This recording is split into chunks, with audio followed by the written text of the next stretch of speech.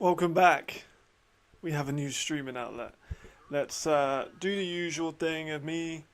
Should have been getting everything out before I started doing the stream, but it's very quickly realizing that it's kind of too early and too late to do everything. So I'm doing it now. I'm part of the stream. So here we are. Let me just get everything sorted. We've got a new layout now. So let's see how that works. It might not work. If I get a message from the ELF halfway through saying, yeah, don't show that score, then fair enough. But I'm just going to see if I can get it there. Because I would like to have it here. I'll make sure I didn't spell anything wrong on my graphic as well. That would be quite embarrassing. I definitely didn't do that last time. Alright. Got 5 more minutes until the big game. Naturally. I will be watching Vienna versus Wrocław. In the meantime, let's get up the actual stream that I can watch to make sure it's all good.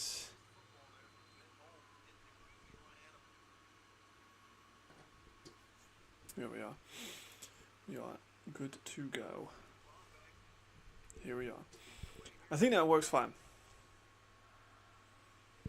I don't think the score is like too... Oh yeah, you did. I did see it. I was just setting up everything. Oh shit, Devin Burrell. Oh my god. He's back.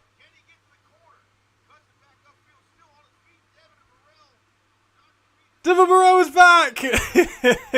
Devin Burrell is back. Oh, he's back. Devin Burrell, I've missed you. Devin Burrell, I have missed you. There he is. Oh my gosh. So Devin Burrell's just scored. Not of the game we're streaming in. Oh my god. That is so loud.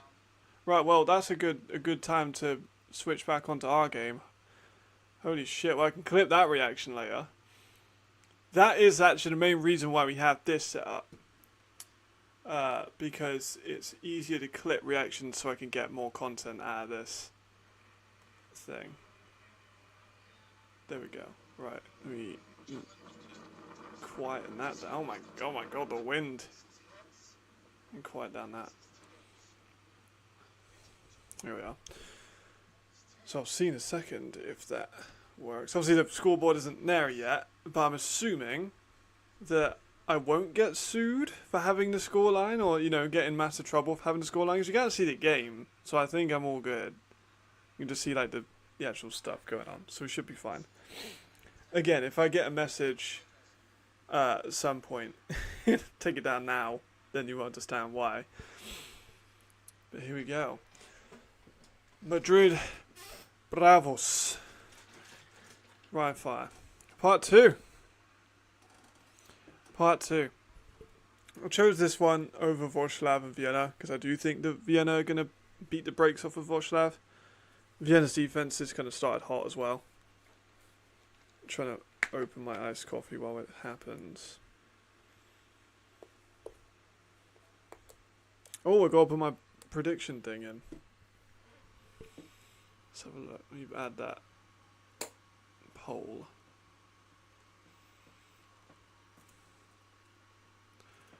Bravos versus Bayer. There we go. Let me put all the stuff out, saying we're live as well. On the Twitter, on Instagram, blah blah blah. If it's not, that is a big shame. It's in Madrid, so... Oh, there you go. There you are. Should be fine then. It should be a very good game. I am expecting... like, I've kind of been leaning... Like, some of the points that Silas made on the ELF Live, I thought were really good points about travel and... You know, they've been up since probably 5 in the morning.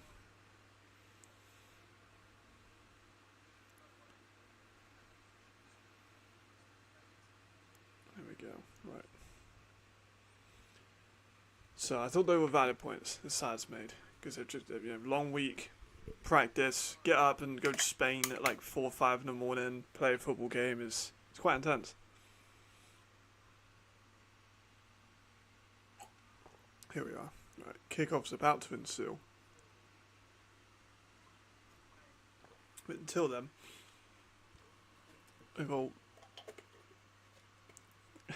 I like Silas. I think Silas is funny. And Silas was a very good player. And Silas has played at pretty much like every league in Europe and also in America. So he's a damn good player. And he's certainly not afraid to give his opinion, which I do very much appreciate. That he'll just like say what he thinks, and I think that's awesome. Like we need more people. Even I'm like a little bit like, yeah, I don't know if I should say whatever I think about all these teams, but he's no holds barred, which I appreciate. Right, kick goes out the back of the end zone. Touchback. It looks quite dark in Madrid. I'm not sure if it's just overcast or if it's just the camera, but it looks really dark.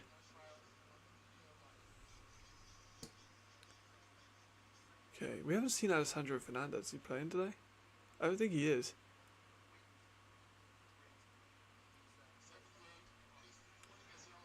That's the crazy thing about Madrid, is that they have the #1 ranked defense at the moment, given the game spread and everything, but they still don't have Alessandro Fernandez, who's their best defensive lineman.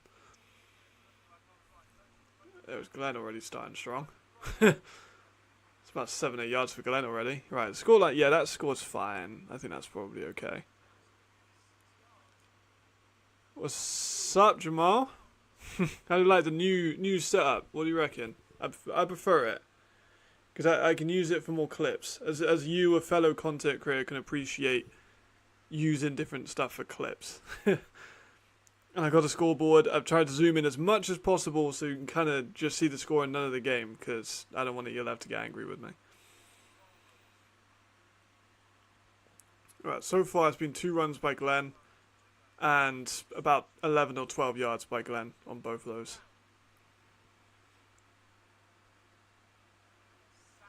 But it looks very dark. I think I'd be taking the visor out if I was playing in that kind of overcast. That is a very good question. When I last checked, Devin Burrell just got his first kick return touchdown of the year, and it was 14-6, depending on if they made the point after or not. Vienna missed a kick earlier. AJ Wentland blocked it because it's AJ Wentland. Yeah, so Devin Burrell's back. I got the reaction on stream too. It's the first time that he's scored a return touchdown. Yeah, I like it too. I appreciate it. It's literally just so I can copy it into shorts.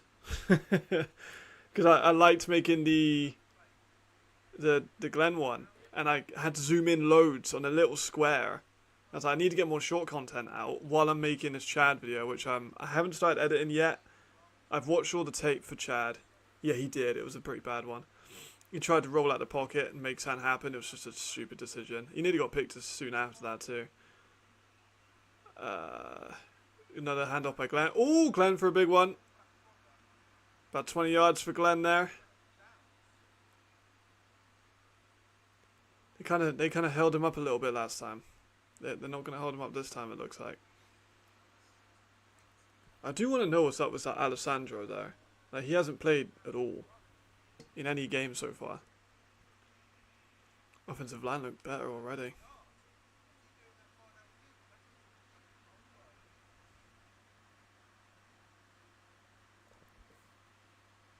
Zoom the camera out, man. That's one thing when I'm reviewing safeties. Oh, Jay's rolling out. You'll get probably a yard out of it. When I'm reviewing safeties, the camera work's always so close. Yeah, that's true. He did. Yeah, that's a good point. But he did at the end of the year, didn't he? I'm with you. I mean, it does make sense. I forgot he was pretty badly injured. There we go. Yeah, that scoreboard should be fine. Again, if I get a message from Maxi, take it down. Oh, you'll know quickly why. I'll screen out to McKnight. Maybe for 3.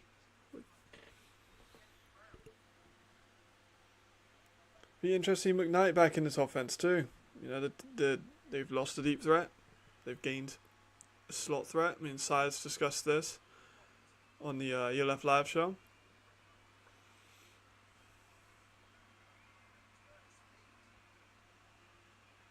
Got in. Unlucky Marcus. It's because it's in Spain. It's because it's in Spain.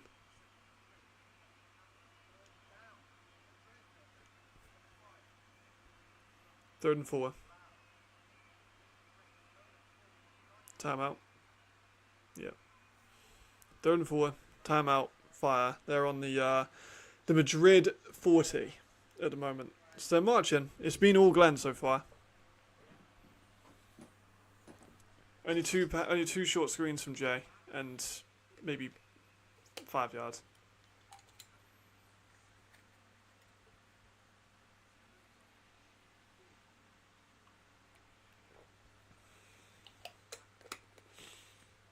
I do think they're ready for it though. I think the fire will be really going for this one.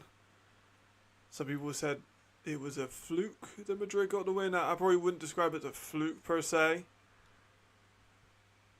They are still an extremely talented, and fucking Jaden Embry looks so good too. Obviously did a video about Pablo, so you know how good Pablo is. I'm excited to get that Chad one out too. I think that'll be a good video to make.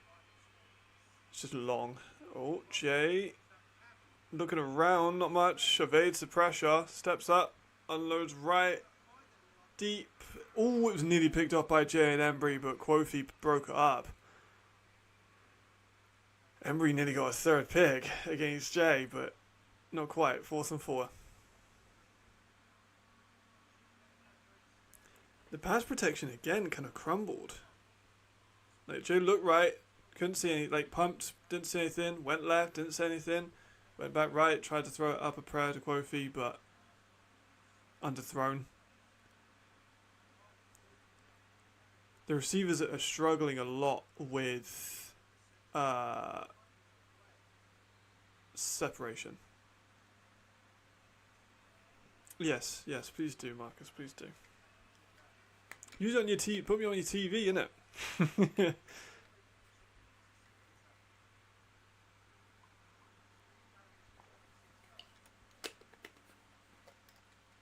Alright, Madrid back on the ball. Their first drive, let's see how they do.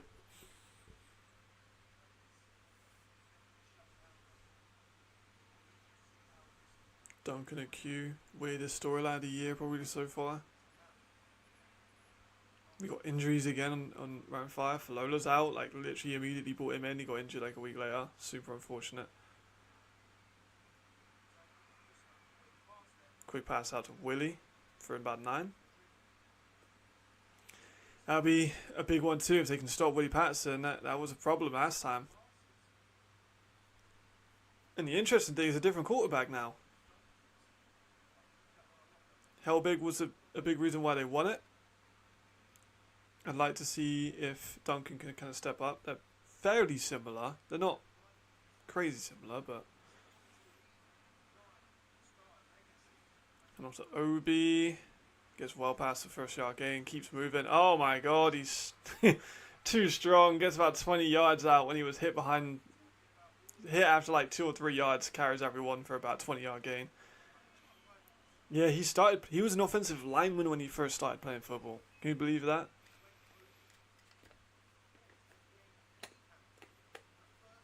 He literally was a center. That's why he can block, because he was a center. That's speaking like years ago though, obviously. I believe he played for the Warriors. Didn't get much that time. Flamor Zimon, which everyone reads as Simon, including myself when I first started doing the tape study. So I always message players before I make evals on them. First of all, asking if I can do an eval on them, because if I just say no, then I'm still not going to make it. And also pronounce their names. So Flamor Zimon is correct. Yeah, he's a baller, that's for damn sure.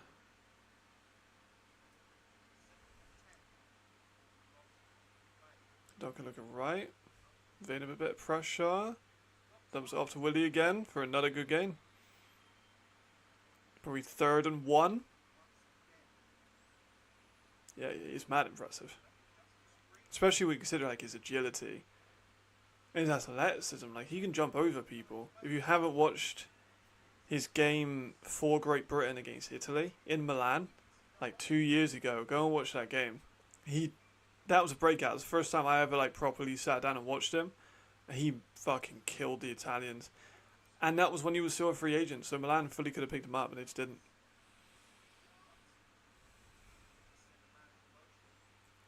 Little PA rollout. Duncan sacked behind the 50. Alright. We haven't seen much penetration from the Rhein Fire defensive line. That was Aaron Donkor there with the sack there. They sent, was it 4? They just got much more of a push than the offensive line there. Aaron Donkor with the sack. I have expected more from the Fire pass rush. 4th and 10 here for Madrid. Because they had Sal, who I was really hot on. I thought he would be a really good player. That's why scouting's important, man, because sometimes you're not right. I thought they'd have a really good defensive line. I thought Salah was going to have a bit of a breakout because he's really good at Berlin. And like uber athletic, ton of bend, fast, good off the line, explosive. Just hasn't really translated that much. Max Parkinson at the other edge. CFL experience, big, burly, strong. Less of a refined pass rush technique back, but I expected him to be more of an impact. He hasn't. That's the thing with Max, though. He's a great player, don't get me wrong. Phenomenal athlete. He has like a 4.6, I think, at defensive end. He's just inexperienced. So I think this would be good for him to get some real football time in. Oh, run right, Glenn. Oh, crazy push by the offensive line. That gives him about an 8. It's such a night and day, though. Like, the difference between the pass pro and the run pro. Yeah, I agree, Bison. I thought it would be a big thing. Donkor, let me check Donkor's stats. Because Donkor's got a sack in this game.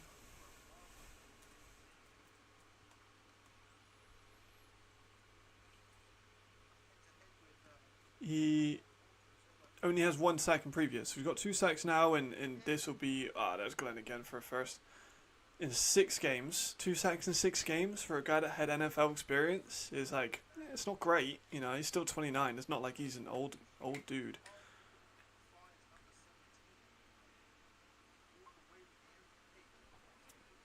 Yeah, there's Glenn just tearing it up. So physical. Obi and Glenn have got such a similar running back style. I love it. Camera work, a bit shaky. False starts, 3-5 yards.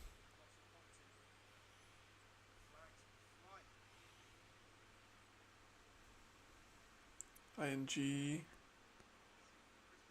carry the team again? Which one? Glenn? I don't think Glenn's going to have to carry the team again. Obviously, they're going to be run heavy. Absolutely going to be run heavy. They're going to be, they're going to be incredible. So I just saw your message, Marcus. Appreciate it. Bow the Bellcast, quite a good name. There you are. First down run, still. After the penalty, first down and 5. Right. Yeah, Glenn's...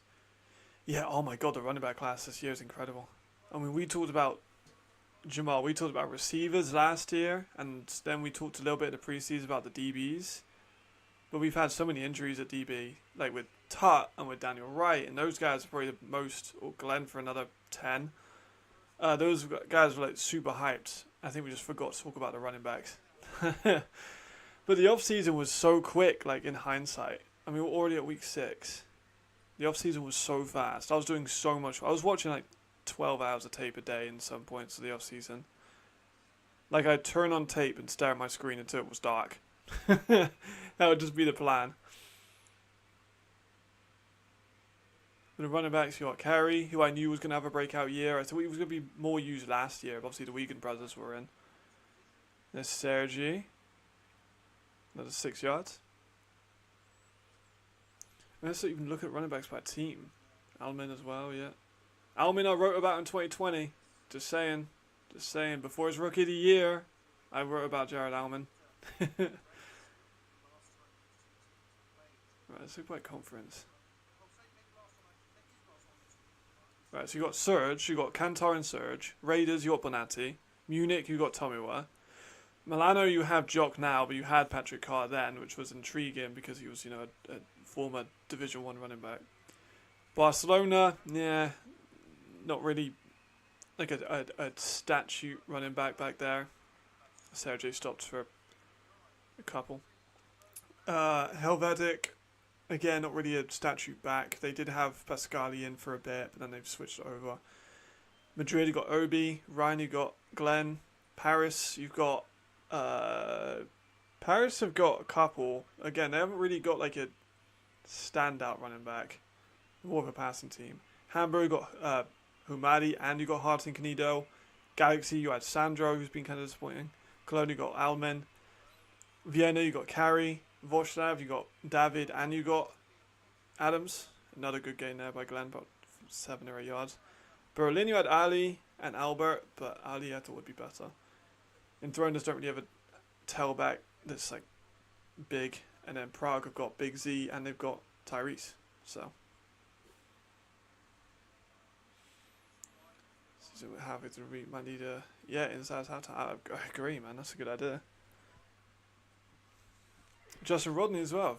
Absolutely. Oh yes, it's Orgman in Paris. You're right. And we got people that aren't even in the league, like Merrill Zero isn't in the league at the moment. You've got... Oh.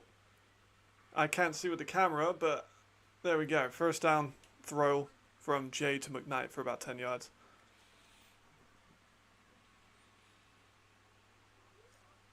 That's all play action. It's a beautiful pass, just right in the hands. McKnight climbs the ladder. Araya slings him down. Yeah, Rodney's had a big year. I think maybe some teams might be looking at Justin Rodney as like a feature back. And we got an ELF for PDS. Or no, Sports Metrics. Glenn for a 2. They're edging into the red zone now. Right, let's look at Justin Rodney. So Rodney's 28. I completely forgot he was in Frankfurt. Damn. So he played in 5 games so far this year. He has a career high of 307 yards, which is more than he had in any other year. He's averaging 4.95 a carry, and he has a touchdown. So he's doing good. I think some people might consider making him a feature. Jay over the middle, but dropped by his tight end. Is that Icon? Looks like Icon. It's not Holker now. It's Icon? Yes, it is Icon. I want to be one of those people that can tell you exactly who the number is for a team without looking up. I want to be that guy. I mean, if you've been here for a minute, I know all the guys in chat have. I did the 1,000 player stream. I think I got to like 500, 400 and something without even looking at the page. Quofi with a drop.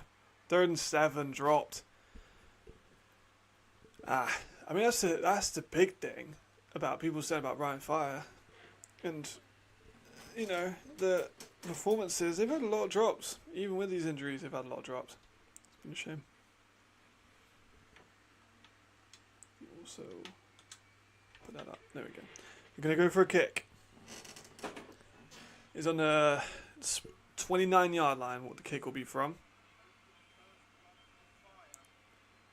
So look, hold on, Jamal, 2 seconds. Going to watch the kick. Is the wrong side of the field from the camera angle. They've shown the other field, other goalpost. No good. Damn. Santos of Frankfurt. I'm not. I would disagree. Santos is good, but I can think of a lot of other German back like Albert and Ali sharing a backfield. What's Santos running at the moment, stats wise?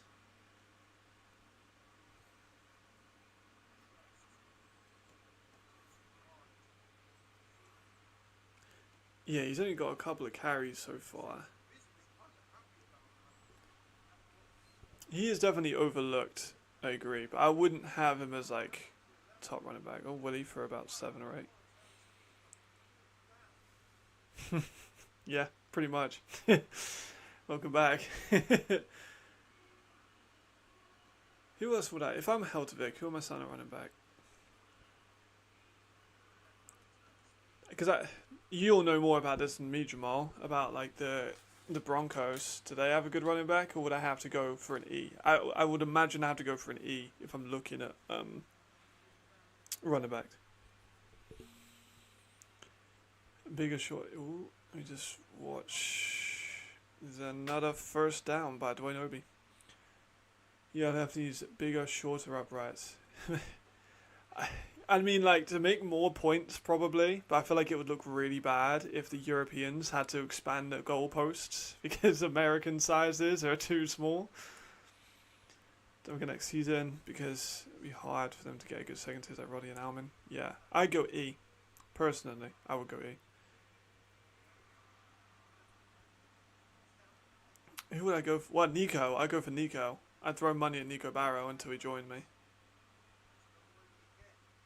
Nico Barrow is just finish Dwayne Obi or finish Glenn. He's been injured a bit this year, so the stats don't tell the whole story. But if you look at last year at Dresden, he was an absolute monster. He got like 1,700 yards, and I think he had 700 of those of something he was receiving. He's an incredible back. I've talked about him a ton of times.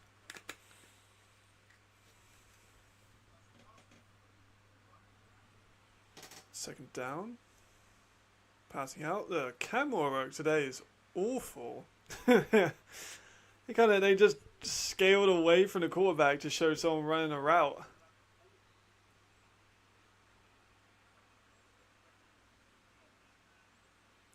Jamal Sassy to return. Jamal's never in Heltovic.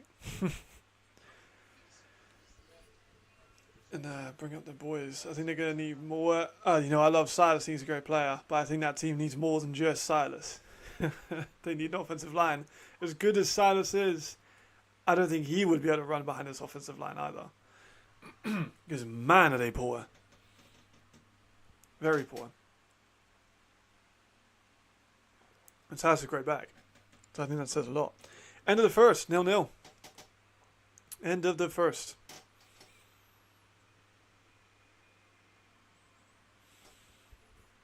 But let me think back up running backs. Let me go on like the roster sheets on Ulefopedia. They've moved the roster sheets around, I think.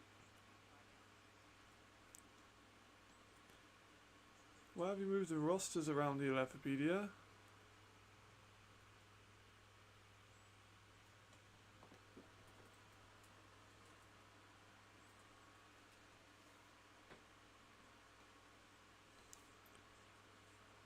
'24 rosters, there we go. No, he's Finnish. Nico is. I'm assuming that's what you're talking about. Alright. So, looking at running back rooms, I wouldn't take anyone from the Dragons to be my guy if I'm recruiting. Milan, I don't think I'd take any of those guys to be a tail an E.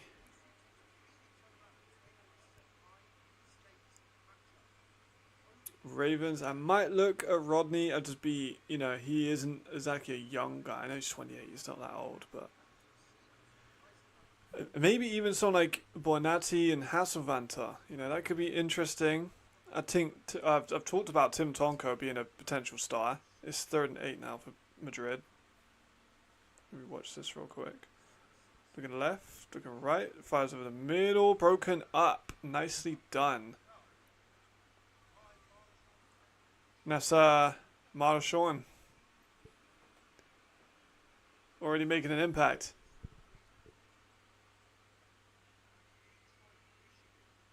There you go.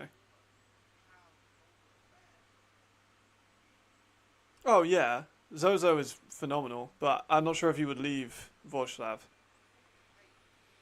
Yeah, no, Silas and Swiss. Silas is from Texas, I think.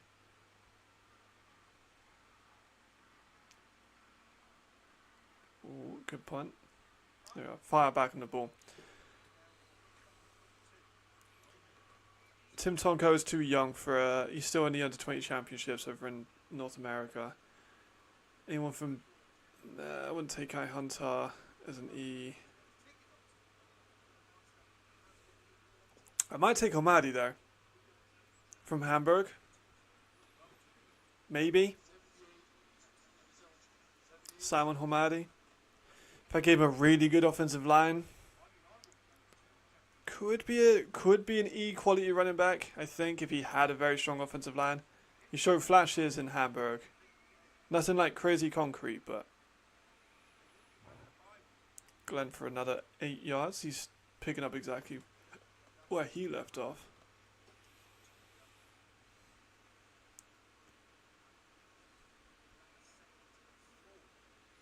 Paris don't have very many running backs. Also, I think Fishbach is better than Santos. I mean, even Sergi. You could look at Sergi as a running back from Rhein as someone who could potentially sit in is a maybe E, maybe.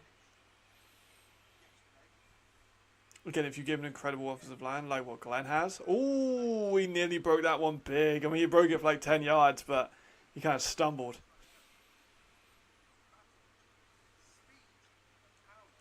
15, 16, and 18. I might have to rewatch them. I don't think I've actually seen you play. I might have to rewatch that. Well, watch that for the first time.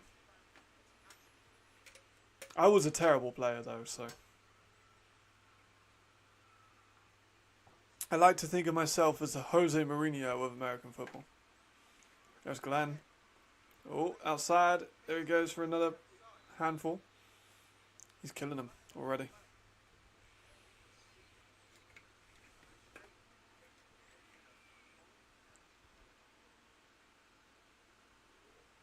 Like I said, though, there's night and day between those offensive line, like pass and run protection.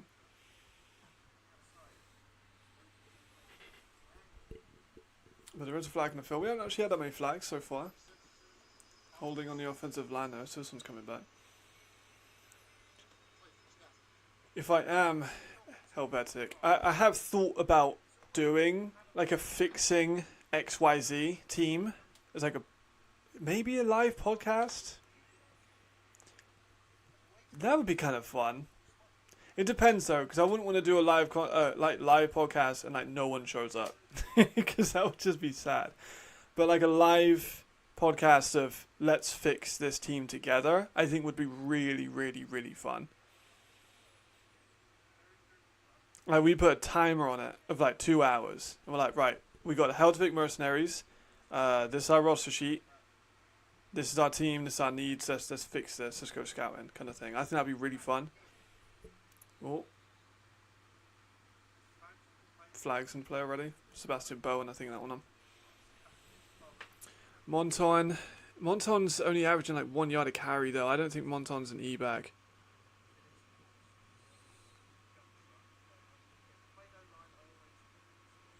Vorstav obviously have two great running backs with Adams and Zozo, but Adams has been used a lot more as a receiver, which is interesting.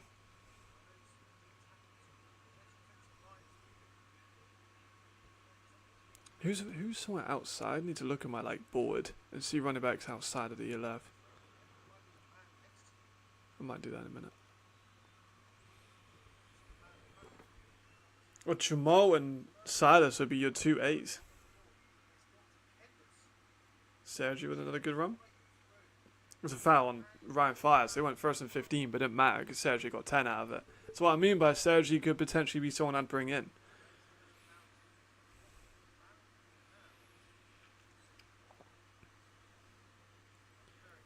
But Helvetic, I would definitely bring in a I don't even know if I'd bring in a running back. I don't think I would. At the moment, I'd literally just bring in offensive linemen.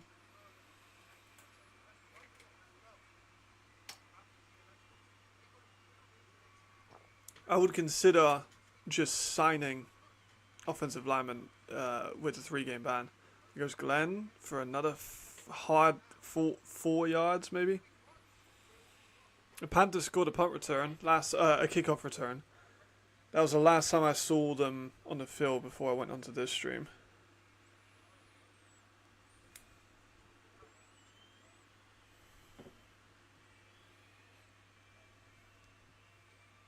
That's Devin Burrell. He's finally back. He's not getting scores too often, but he's finally back. First one of the year. 3rd and 1. Full back in. Hand off the guy on the left. Plenty of space. Got tackled out for about 3, but only needed 1, so great success for him. Yeah, when I checked, it was 14-6. That was when I last checked. But I wasn't there for when they kicked or missed or went for the PAT. Literally, as I was setting up stream, you can go back and see my reaction on stream. It was literally as I pressed record.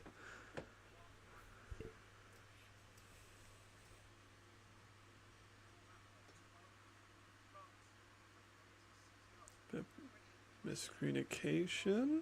Weird. Timeout fire. Fair enough. Right, do I have the facilities? Is it going to open up on the other screen? We're going to go running back hunting during the yeah, I like Khalifi, I do, but he has not been very effective this year. Right, look at my running back board. My running back board has 72 names on it. Wait, that's not enough. Surely I have more than that. What are some of my running backs?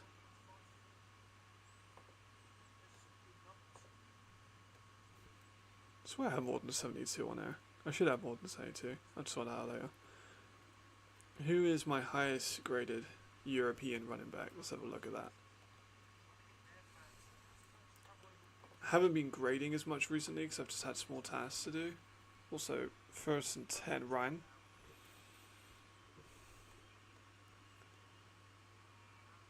No, hand off to Glenn. There he goes for 9 on about 12. There he goes. So I have no running backs.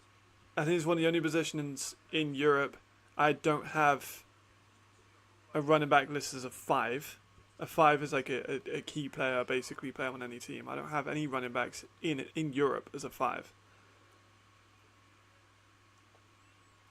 But this was just, I think the last time I fully went into all of these guys was in like the preseason. Some of these grades are older than others. Like I wasn't too hot on Patrick Carr coming in.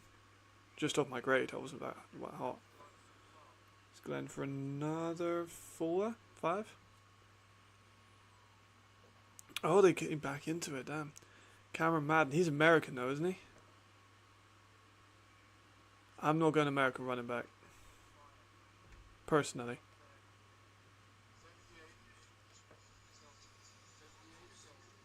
So Dwayne I got a bump up. I'm going to give Dwayne a bit of a bump up on grade. He was still high, don't get me wrong, but...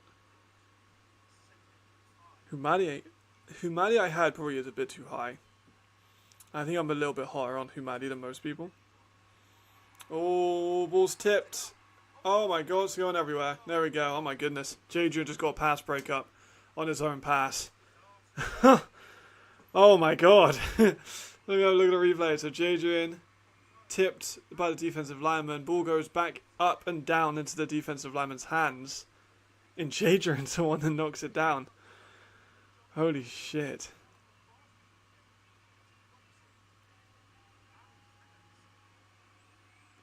Oh my goodness. Who do I like? Because I'm also not as hot on other people as others.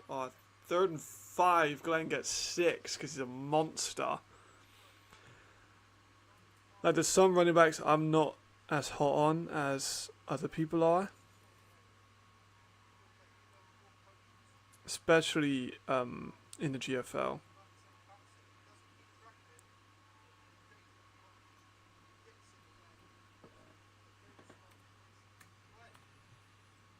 I'm giving out some grades now as well. I'm going to give Albert a grade, and also I'm going to give Sergio a grade, just because I've watched enough of that tape.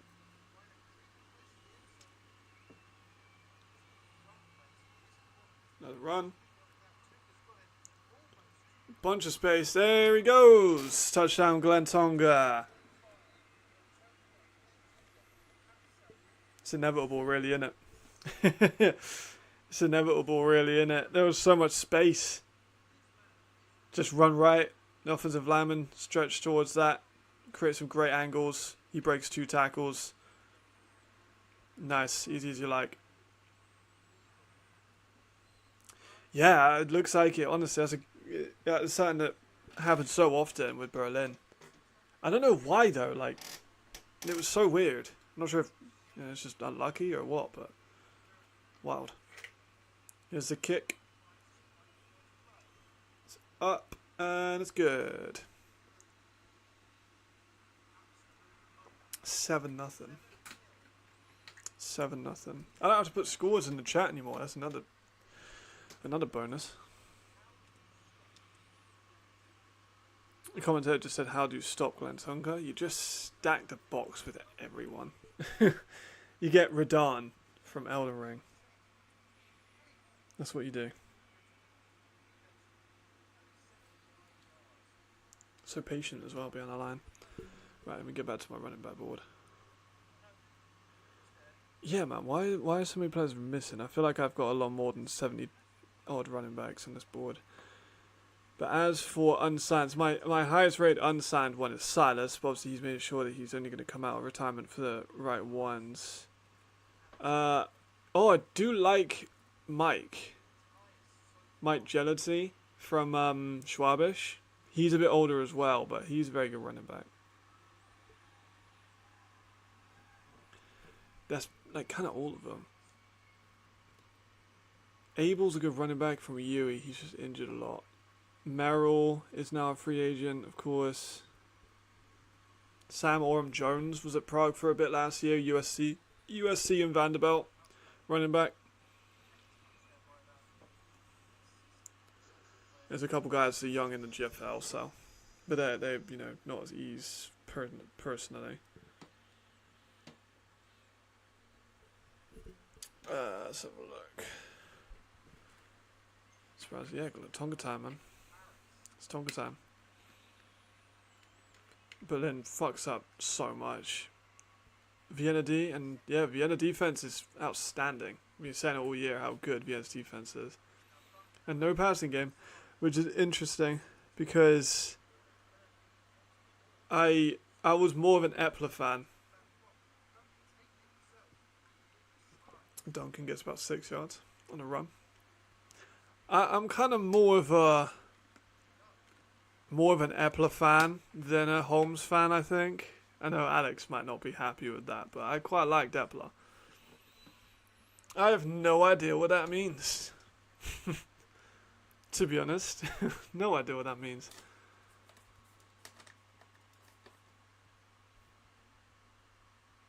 Okay. 2nd and 4.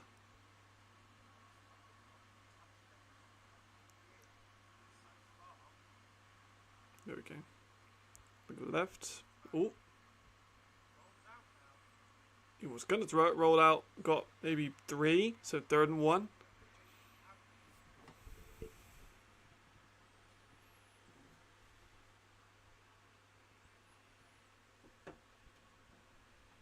Madrid kind of, it's not slow to get off offensively, but they're also kind of struggling with separation, receiver-wise. Why was Duncan like complaining to the refs about like a little hand on the back because he went out of bounds? That wasn't that bad. Oh, they gave the first? I know about that.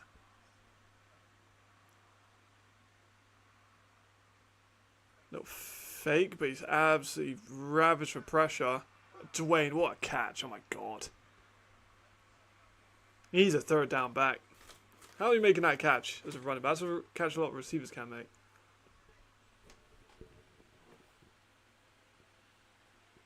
Vienna don't need imports to beat Wroclaw. That's a crazy thing. But apparently Can Hike is in Vienna. Like, at the game.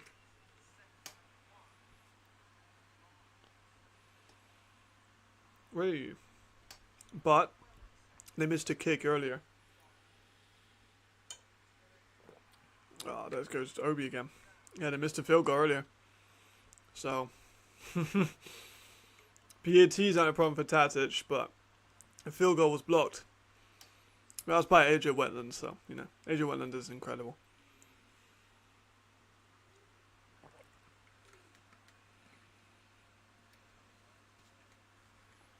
See, I'm so glad I never played in the ELF. Not that I could have, don't get me wrong, but like, I'm not built out for tackling people like Obi and like Glenn. Speaking of which, nah, we got nothing. Well, Flo is still in the AFL. So Flo is still around. Flo's just in the AFL. And then Anton, I think, is retired.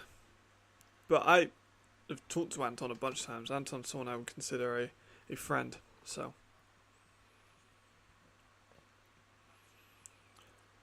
Is he perfect all year? That's actually kind of mad impressive. I didn't know he was perfect all year. 2nd and 11. More pressure. Both pass protections haven't been great. He's sending up a shot. Incomplete though, no flags. I did not know Santos was the... let me have a little look. Because Vienna have scored a lot too, so... Kick in. Oh, I'll be damned, he is. No, wait, yeah, he is. Is he?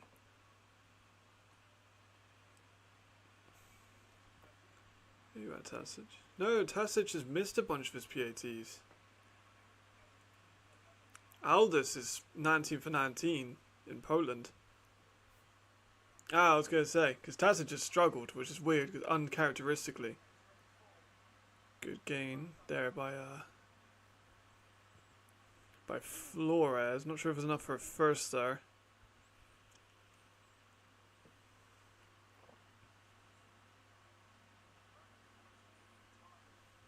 Yeah, improved, yes. But Aldous is still the best PAT kicker in the league. He might be the best kicker in the league, full stop. Who's made the most field goals? Robert Berner in Munich has made the most field goals. He's actually 7 for 7. Damn, he's 7 for 7? Aldous didn't even do very well at field goals. I missed that. Didn't know Robert Werner was doing so well. Lenny Craig's only had to make 5. Stuttgart didn't really stall out that often, but he's 91 basically from PAT, so he's doing a good job. Madrid have punted back. Agreed. It wasn't that bad last year either. Tasic was like nominated for for Special Teams Player of the Year, I'm pretty sure.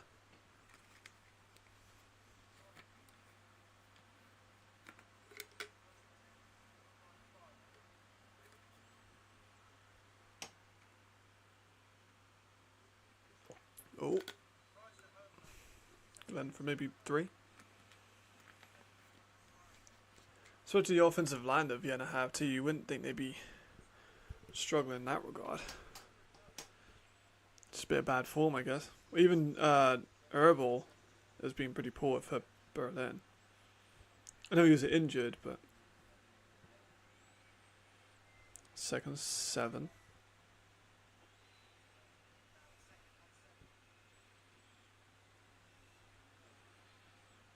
Been quite a slow one so far. A lot of running. Been quite quick because of the running. Rhein Fire games are always pretty hasty. 3rd down and maybe 5 for Rhein here.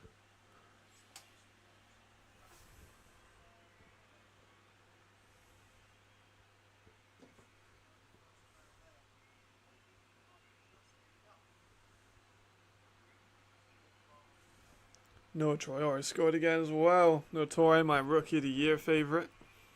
All the other players in that receiver video I made of like left at ELF all got injured. Oh, there we go. Glenn got the screen for a 3rd and 5, but he stayed down. Oh no. Oh no.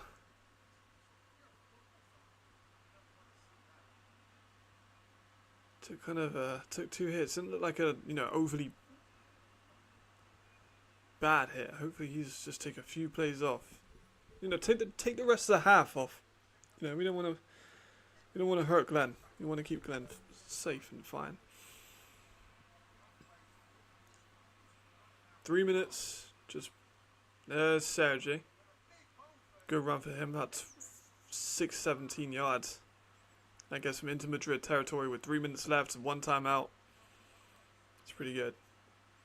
I actually think I might be, because I said in like the Paris versus Fire game when I was streaming that, I was like, oh, we haven't had many picks. Marcel Beard hasn't got very many picks. Got a pick. I said in the Panthers game, and we haven't seen that many turnovers in this game. Interception the very next play. Like, I've had so many instances of it. But also, Kacper, the video I made on him, the Polish receiver, he's now started to have even more success. He looks better every week. He's getting a lot more involved in the offense. I think I might have a claim for cursing players though. Yeah, for sure. I don't want it to get to the point where people actually think that though. That's the worrying thing. If I start doing evals on players and like they do get injured or perform poorly, some players generally probably wouldn't want me to do they probably wouldn't want me to do evals on them. I know that some players would be skeptical. Obviously I'm doing the Chad one now. Glenn's back on the field. So obviously I'm doing the Chad Walrond evaluation now. I'll probably have that done some point early next week. Maybe tomorrow. I doubt it though, because I have to do all of the editing and all the voiceover and stuff and collect all the pictures. So I think it'll probably be done early next week. The London one, I'm still having some troubles trying to getting that right. I still feel like it's really poor.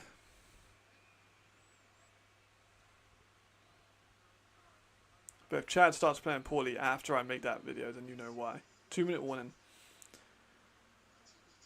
Yeah, I mean, if I had the Euro Million lottery numbers, I would not be saying them to anyone. I would be taking them for myself. Absolutely. Absolutely. But if Torre wins Offensive Rookie of the Year or Rookie of the Year, like he's looking like he's probably going to, then I'm in the green. I'm not a curse. We're all good.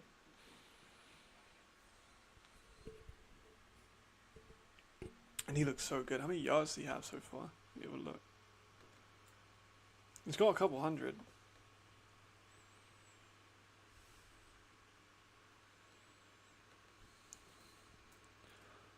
Noah Torre.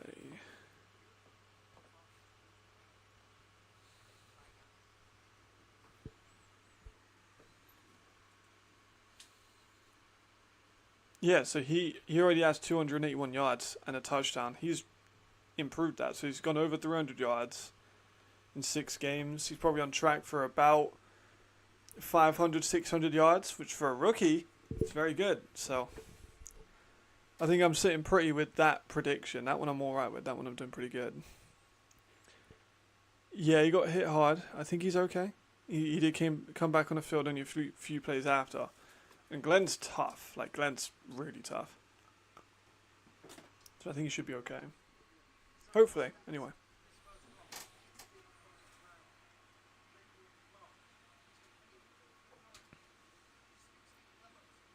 But it's 3rd and 10. Current pick. Noah Swankor, maybe? Is Noah Swankor a rookie, though? Because I feel like he signed last year. Let me check that. Let me see if Noah Swankor is technically a rookie.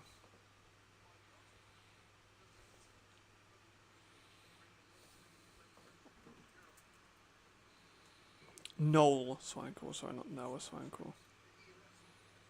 Yeah, see, he played 2 games last year, so he's not eligible. Khaled is still potential. Again, like, people are going to look at Barcelona and see how bad they are. But Khaled has played well. I know he'll probably enter into chat at some point. Oh, ball's tipped, is picked. Oh my god. And it was fumbled. Oh my god, it was picked and fumbled.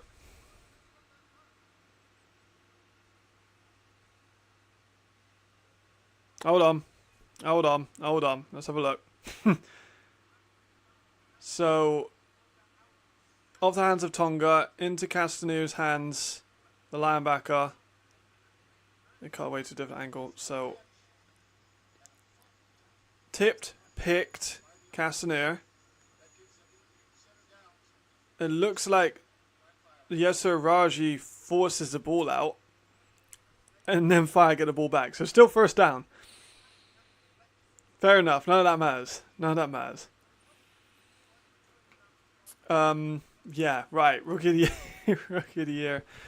I can't pronounce his name, but he's one of the linebackers for Vienna as well. Grundstaden.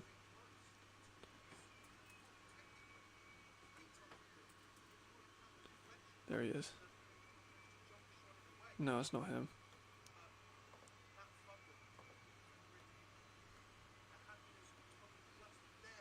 Let me have a look. Where's he at?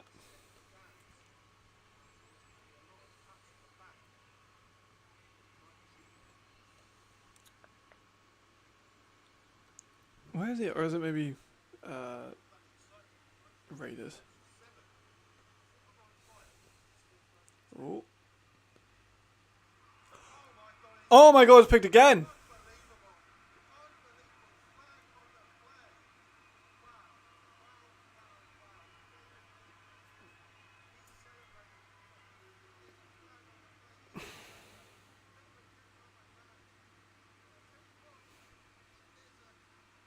Damn. Oh my gosh. Just fucking Jaden Embry, man.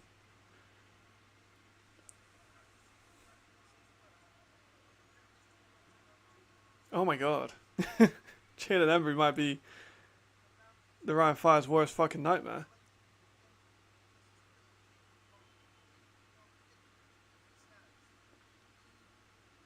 There are flags.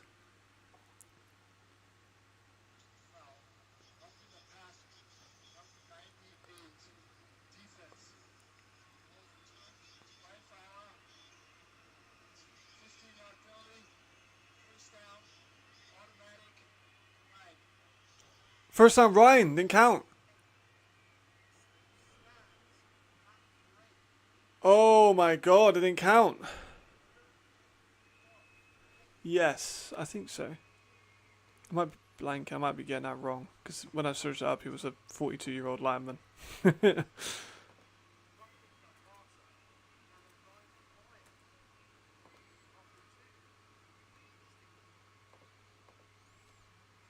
Yeah, might be that dude I searched, but I can't remember if it is because when I searched up, on it was an older lineman. But I feel like it is, but I can't really remember. But I know that he's been very good. He's a player I've been following for a minute. So holy shit! So Ryan Fire have been. So they've had 2 picks called back. Well, not called back. 1 fumbled and returned back to them. Next play, Jaden Embry gets picked. It gets called back. Right, Jay looking right. Shot deep is too far over the head of everyone. Right, let me take a breath while we go back to the line. Holy shit! Everyone, take a breath. We're all good. We're all right. Manic few minutes. Everything's gonna be fine. Everything's gonna be fine. Oh my goodness. But I swear, isn't like Rookie of the Year, I don't think it explicitly says that you have to be European. So I think, isn't Chandler Jones like eligible for it? I'm not sure if he is, but he might be. He might be a bit too old. There's Glenn with a catch and Rhein for about 15 yards, first down.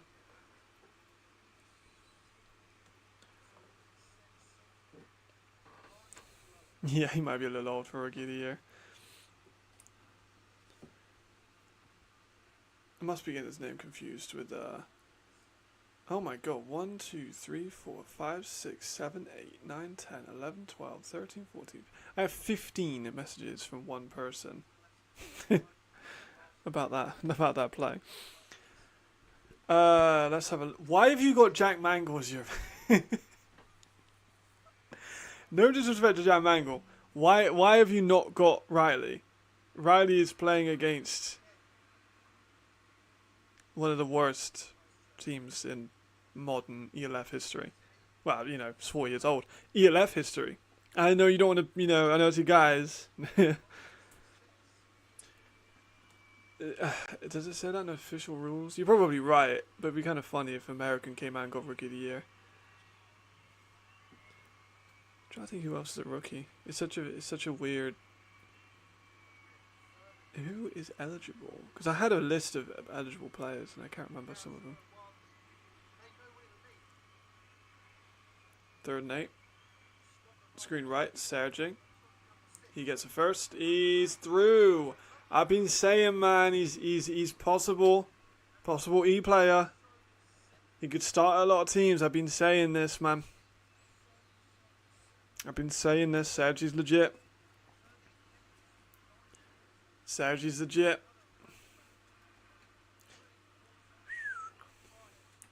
I probably would have went Ben Holmes then against 16th. You know, Panthers have one of the worst passing defenses in the league. I've been saying Sergey's the guy. Not gonna give it a. Yeah, I think they should have kept Epler. I would have kept Epler. Damn, it looks like it's about to piss it down in Madrid. And throwing us up. I have to check in at halftime of this one. He's good. 14-0.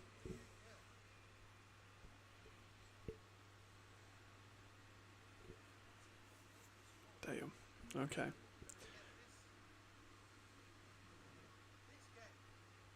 Oof. That was a weird drive because we had 2 picks, one of which was fumbled and returned, and then the other one got called back for a roughing the passer, and then we had a long screen touchdown. Yeah, Nick's on call for that game. Nick's over back in the States too, so Nick's been on a plane. Obviously, he's just married, so he's got all that, you know, stuff going on, and he's hopped on a plane to commentate in Throners versus Seaman.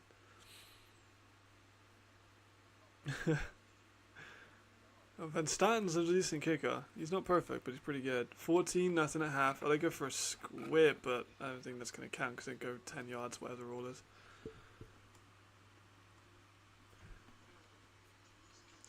Rookie of the Year. I'd like to do. I was going to do a defensive Rookie of the Year video, and I just got caught up with things.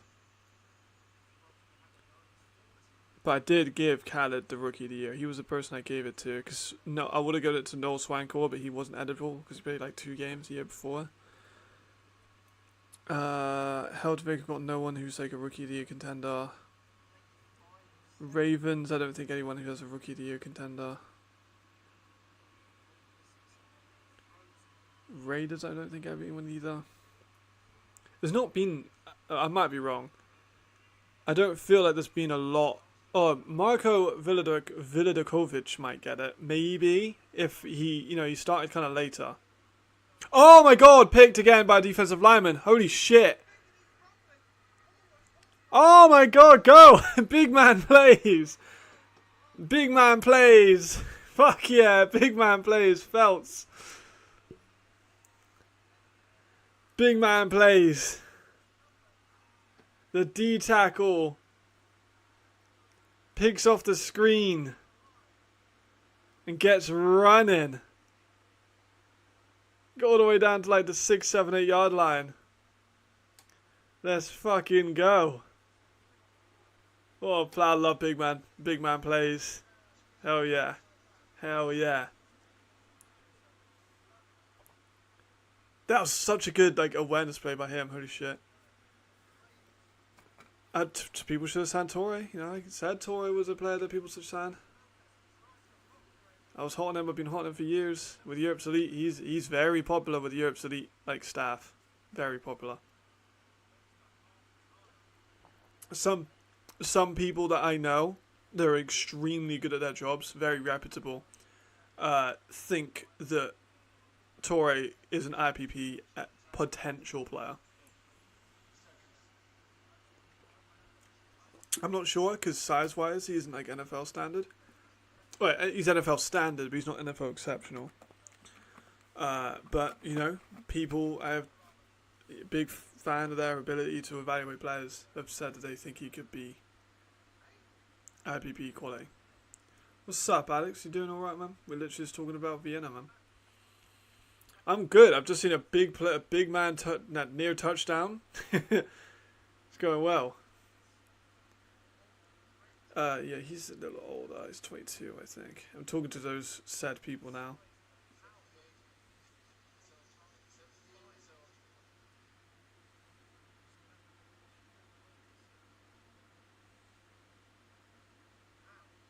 He's just about eligible for Rookie of the Year.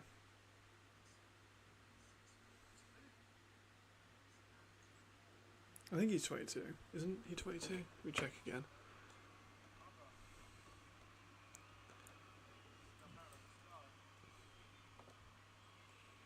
Yeah, he's 22. Quoth stays up. Quoth gets a couple more yards, puts a flag.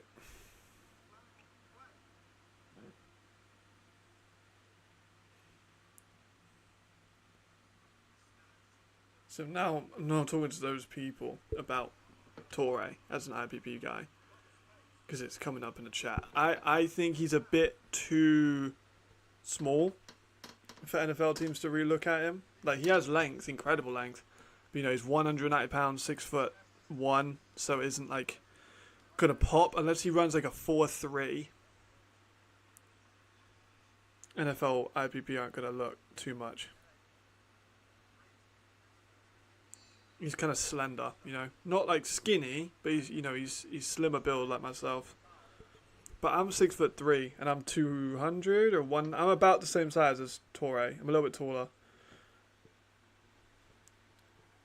We got like a similar build. He's just obviously a lot more athletic, you know, clearly. But I'm 6'3", 200 flat or 190, give or take, depending on the time of day, you know. Right, second and goal, 22 seconds left. Let's go in again.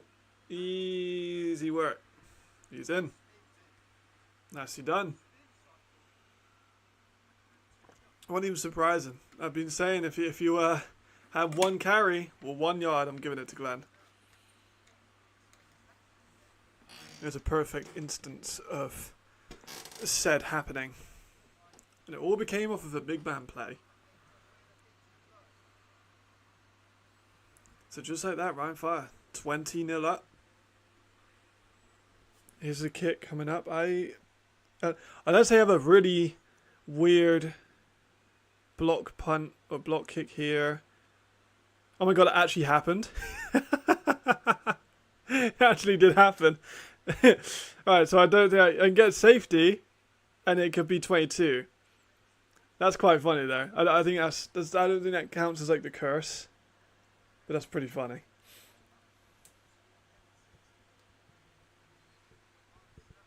So it's now 20-0. Touchdown Vienna. They're going ahead. What was the prediction for my Vienna game? I know I called Vienna by winning, I think, 14 points. I think I called them winning it by. Let me check the video.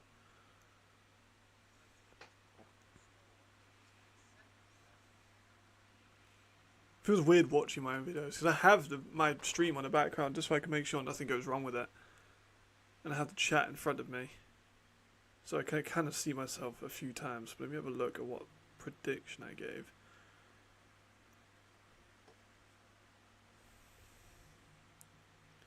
It'll be earlier because it was... There we go. What the fuck have I done? So I predicted that one to be 30-20. So that is very possible. That's very possible. Right, 20-0 in here.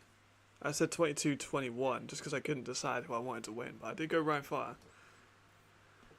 And that scoreline is possible with a safety and 3 Madrid touchdowns. That score is very possible. It'd be kind of a mental second half. While it is halftime, I'll check out the Enthronedness game. Yeah, so they're kneeling it. Halftime. Let's check out the Dragons actually first. I want to check out the Dragons and Tyrrell game. Oh, shit. I've tuned back into... That camera looks so much more bright. Oh my goodness. Is this in the Raiders? Yeah. There's Khaled. Friend of the channel.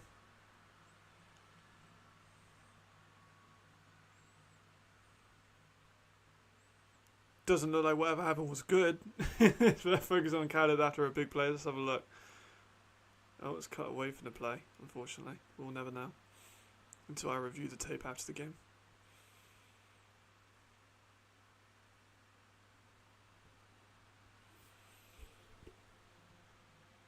Yeah, I thought the Raiders would be kind of, a little bit further ahead by now. Let's have a look at this replay. So, Cozy gives a handoff to Hasavanta, who we talked about earlier.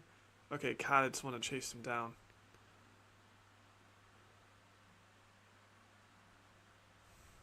So I was saying, Khaled's fast. Khaled's a really good athlete. Really cannot stress enough how people should go and look at the tape of Khaled rather than just go off scores of the Dragons. If I'm making a team like tomorrow, I would probably get Khaled as an E. I just saw the ref fall over.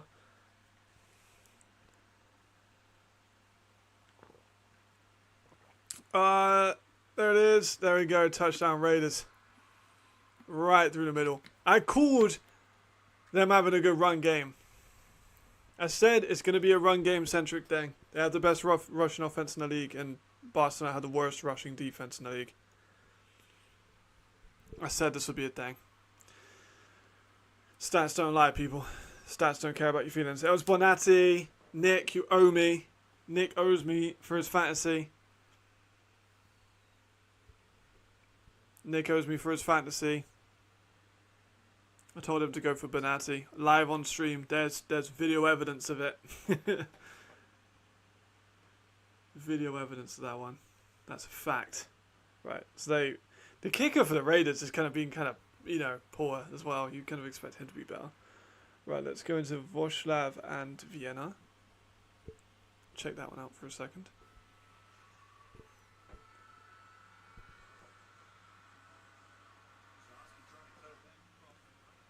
So look, what's the score in this one?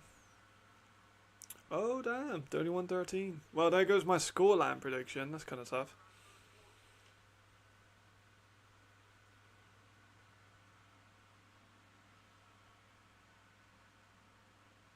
But they could get close. Wide open. There we go. Patel Moreno. Touchdown Raiders. I am coming in at the exact same points as touchdowns. No one can say I'm cursed. Bonatti owes me. Patel Moreno owes me. I come in, they score touchdowns.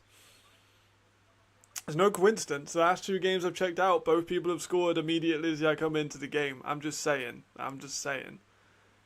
So if no one scores for the rest of this game, I'd be 1 point off, which would be unfortunate. And assuming they make the kick, but Aldous has literally been perfect from kicks, and if he misses this one, I'll admit I'm a cursed person.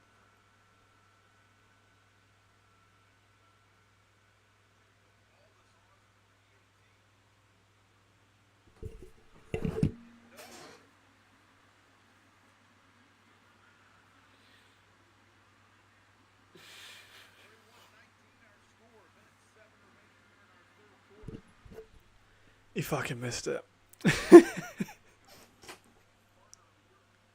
He fucking missed it.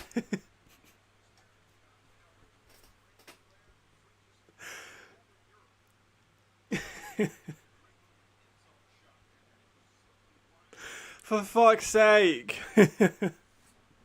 That's not fucking fair. Oh my god.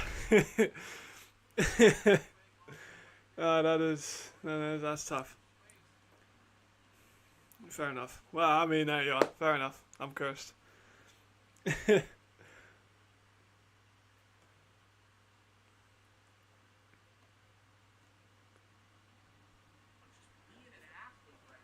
Let's tune into Nick's game. See if I can spread some of my curse over to Nick. I cannot believe that actually just happened. That's ridiculous. He's perfect for field goals. I say that, and then he fucking misses it. Honestly, yeah. Like, that's loud. Yeah, if people want... I'll watch the 2-minute one, and there we go. If people want me to start cursing their teams, you know, I'm only... Let's have a look, right? So, when I hit a certain amount of watch hours on YouTube, I'm allowed to add, like, super chats and stuff like that. I will generally put, like, a 10 cents or £1 or whatever the minimum is for me to curse people's teams if they want me to. Yes, you need 3,000 hours of watch time. I've got about 1,700, so I need a little bit more watch time hours. These streams will help. Yeah, but that's the thing, SH. He was perfect from PATs before I said that. He had not missed all year before I said those words. That's going as a clip on the page. That's going as a clip on YouTube.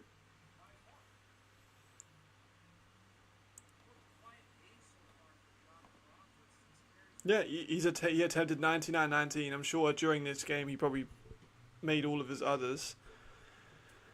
I'd come in and ruin it. Yeah. So when I get those watch time hours, I'll add a minimum like amount I can put, and then people can pay me to curse their teams. That's what I'll do. I just can't believe that happened. That's ridiculous.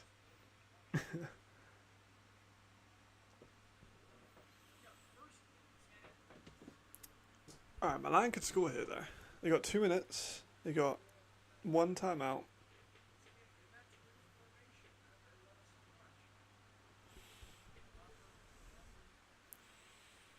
You know what my like least favorite thing is with these signings though? Is when they get the same number as the person who's just left. I'd rather just pick a different number. Yeah, exactly. If I could pay rent of off of cursing teams, that's something I'm willing to do. Yeah. That's something I'm willing to do. Taking a while though for the 2-minute one. I really did. The broadcaster jinx, the commentator's curse. Awful. That one was a bad one. That was worse though because he's made every single one of them. I'm sorry, Jakob. I'm really, really sorry. There we go. Welcome in, Davide.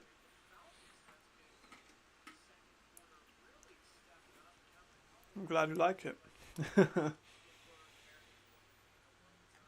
Go with that new setup. Because I'm going to make clips out of this. As you will see if you go back about 5 minutes. I've already started cursing people. And then I can put those, hence this weird shot. That I can just use that as a easy clip. That's my brands up there. Well, it's not my brands. Brands I'm, friends with or work with. In Leftpedia, I just use all that stuff, so I kind of feel like I owe them. I don't think they even know I put it up there, Leftpedia, because people have asked me if I'm Leftpedia. I was like, no, I'm not Leftpedia. Touchdown from Flores. Yeah. Super cider. I mean, I'm from Bristol. So, cider is a very common thing in Bristol. Oh, broadcast. Oh, there we go. That's Flores. That must have been what you're talking about, Davide. Nice. He's such a fucking superstar, man.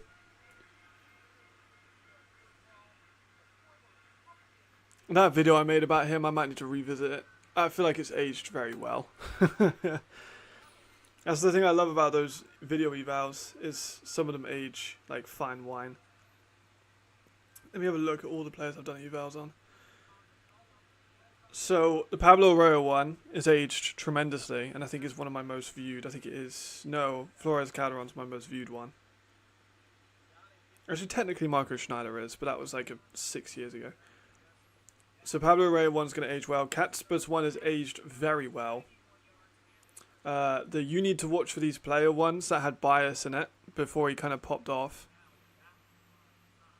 Damon Shihi Giuseppe one's aged well. Flamor Zimon has aged well. The Dusan Ivanovic one has aged tremendously. The Flores Calderon one's aged well. Ken Hike one's aged well. Man, every single eval I've done has aged well.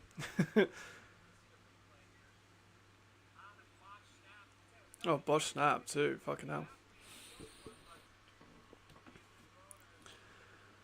I mean, I did the video on him. When I do that, let me have a look at the date that I did that. So I put a video out on Flores Calderon 105 days ago. About 3 months ago. It got copyrighted to fuck because I used background lo-fi music. And it's currently my most viewed evaluation. That's a pretty crispy thumbnail too. Kraken is here. I'm not a fan of rum though, I'm not going to lie. And then Apple something is not in here, not in this country. But where I'm from is very famous for cider. So I've had cider since I was probably 14, 15. Again, a UK drinking age, and people are loose with the UK drinking age anyway. So that's not made me sound hard. It's just it's just a thing that is around in the UK. UK drinking culture. Top 10 receiver. I don't know about that. He was very good. I wouldn't say he was a top 10 receiver. Let me have a look at last year's numbers. So if we're going like talent-wise or production, 1, 2, 3, 4, 5, 6, 7, 8, 9, 10. Because technically he was 11th for production, which I know was picky. And Milan had Jean Constant, who had more yards. Yeah, he's a deep ball specialist. Davide, watch my video, man. Watch my video. I went into all of his route combinations and everything. Jam Mangle. Taking a couple. Yeah, he's absolutely a deep ball specialist, but he's damn good at it too. Deceptively fast. I mean, he's technically 11th. Technically 11th. Wait, let's have a look at touchdowns. 1, 2, 3, 4, 5, 6. Alright, he's top 10 for touchdowns. He was top 10 for touchdowns. That's fair enough. Because he had 9, which is very good. And that was his rookie year, and he got 8. He did get 817 yards his rookie year, but also he did drop a lot of balls. And he had Luke Zaraka, who throws the ball about 100 times a game, which also did help. No, was it a perfect storm? Yes, he's awesome. But, you know. That's a good point, actually. I probably should do that. That's actually a really good idea. I definitely should have done that. Yeah, next time I'll tag first down mag into it. 3rd and 1. Yeah, I think I tracked the Flores Calderon one. I tracked the most games for. The most games I've ever tracked for an eval, I think, was 10, which was Flores Calderon. But I also did about 8 for Tony Anderson, and I never made that video. So I just watched 8 games of Tony Anderson for no reason.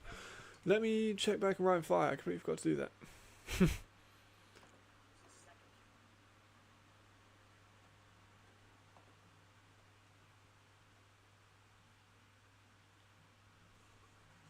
Alright, they're still in that break, real good.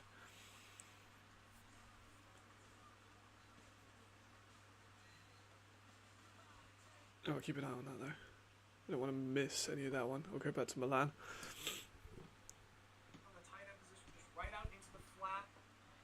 There's Nick. Let's quiet Nick down a little bit, just so it's not too loud. There we go. Yeah, like that. Tony Anderson I watched a lot of tape for, and I never made the video. I definitely owe Tony Anderson a video. Because he's an elite corner and safety.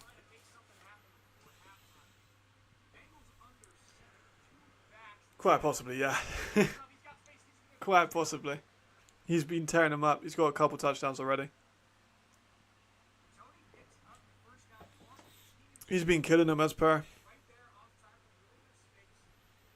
He's got 2 touchdowns for himself. He got a little banged up towards the end of the game. End of the half. But he's fucking Glenn Tonga. To use a British term, he's built like an outdoor shithouse. Mangle, rolling right. That was pretty good. The receiver slipped there, or what? It kind of looked like he slid. Oh, it's Roland, I think, just got hurt.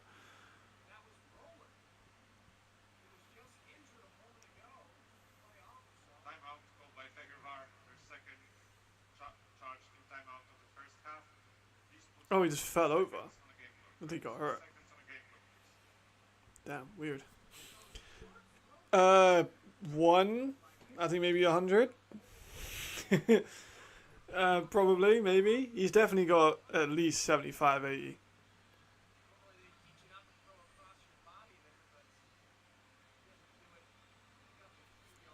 And then the last drive before the half was insane because we had a pick that then got fumbled and recovered by the offense. And then the next play we got another pick, but that got called back because of roughing the passer. And then about 2 plays after that, we had a long screen for a touchdown. So it was kind of all going on for that last drive. Keep an eye on the. I don't want to miss any of the fire game. Fire game might get delayed though, considering the weather there looks bad. Okay, there we go. They're kicking off. Good timing. Literally came back in as soon as they're kicking it, or lining up to kick it. Yeah, let's go. We want Indronis to win just once.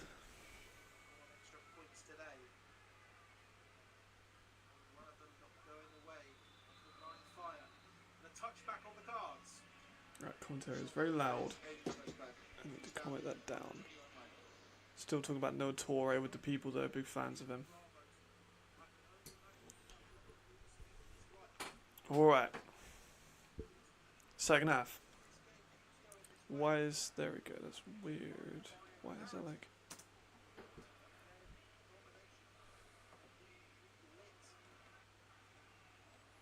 Guess I'll just have to deal with that. There we go.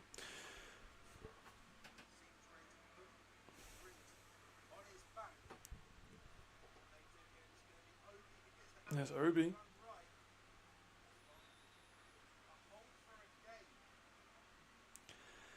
Yeah, that's true. That is true. That is true. The schedule this year there. Milan definitely have an easier schedule. Because they got Barcelona, who are a lot worse this year than they were last year. And they weren't great last year either. And they've had Helvetic that are just kind of awful. And then they had the Enthroners as their like at a division game, which is incredibly like lucky.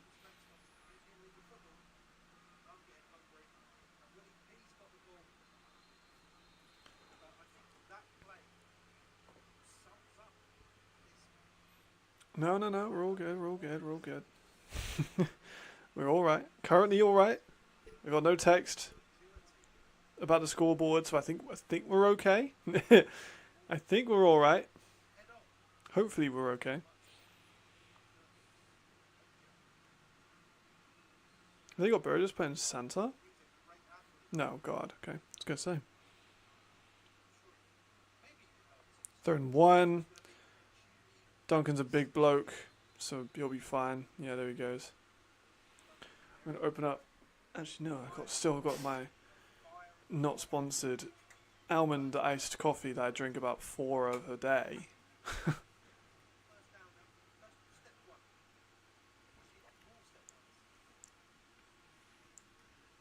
Both of these teams are quite run heavy too, so the clock just burns through. Alright. First and 10.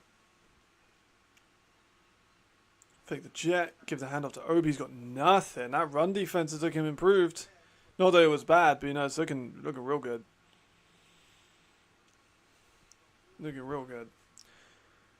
I mean, the confidence of having a big man touchdown's got to be good for the defense. I mean, where are they ranked defensively? Let's have a look.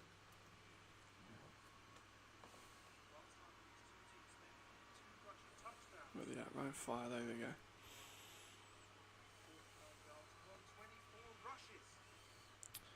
Yes, the defense is kind of below average, in as stats wise. Oh, there goes Obi. Obi for about 20. There he goes, big gain. So defensively, 9th in rushing allowed, 12th for passing allowed, 10th for yards allowed, and 10th for points allowed. So kind of an average defense. Of course, they played more games than people at Madrid, so you've got to take that into consideration. Raiders to keep the shot for sake of the dynasty. Good choice going for the Raiders defense. That's a good choice.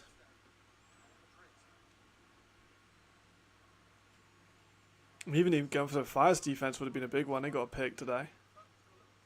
Oh, and a deflection there. And they got a sack. So the Rhein defense has showed up today. It's been real good.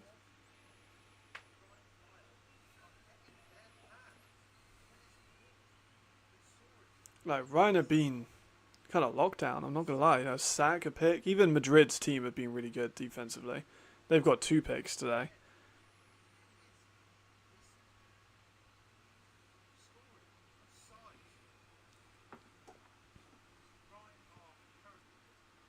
Duncan again.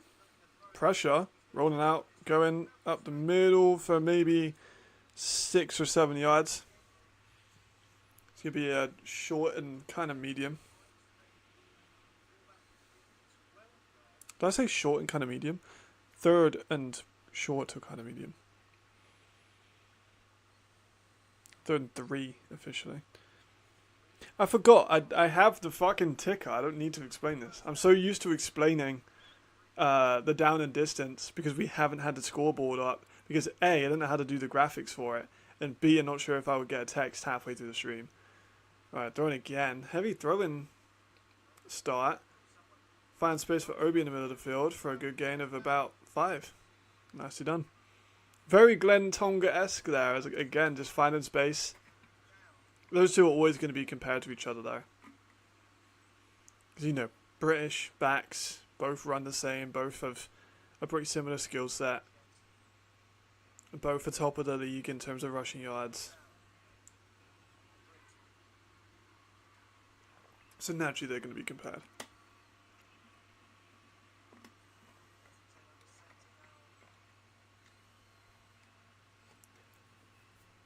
And Fire are a very good second half team, which is I'm kind of struggling to see where Madrid can come back into this, because Rhein are an extremely good second half team, as we've seen in this season.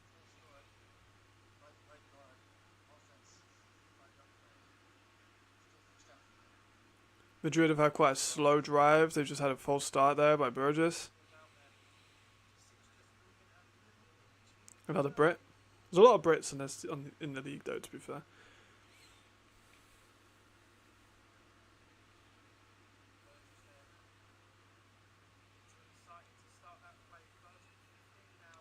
First and 15. Scanning. Middle. 7 or 8 yards by Willie, but their corner incomplete. Panthers corner way back into... Interesting. So it's what now? 30, 31, 27, 26? That is it. I'm going to enjoy watching that game back. I watched the first half and it kind of looked like Vorstav were going to get left behind. And then they scored that big touchdown as I turned the stream on.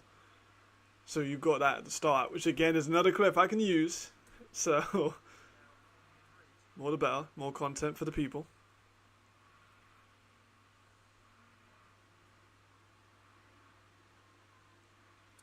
Fakes. Over the middle for Molina. Maybe gets 5 out of it. 3rd and 10. Difficult one.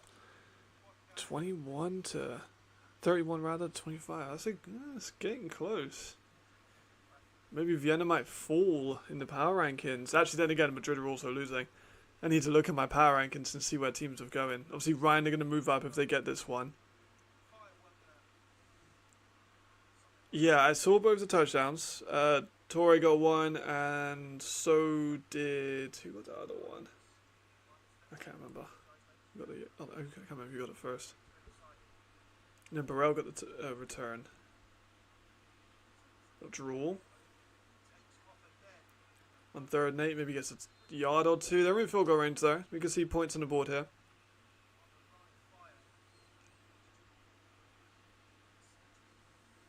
If I have any hope in my score being correct, we're not going to see points. Which means it's going to be a block kick. Could be a block kick. Or a miss. One of the two. It's going to be one of them. Set in stone here. I've done it 100. Oh, they're going for it. Fuck. Okay, they're going for it. Alright. 4th and 5. Interesting. They send an Obi out wide. Take the snap. Looks right to nobody. That's an incomplete pass. It's Amson again, man. Or is that Jan Sergel? Who got the pass first? Pretty sure it was... thought it was Tony. No, it was Jan Sergel. Nice job. Good fucking work. Good breakup.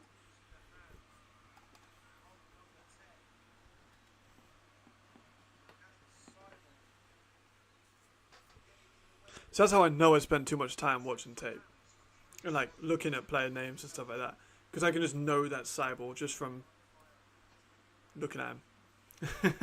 I imagine I've done commentary before for like games that I wasn't as keyed up on. And you can always tell when a commentator's got like the sheet notes in front of him. Because they're like, and that's Jan Cyball. Or I'm sorry, is that Jan Cyball? I've probably said his name wrong, but...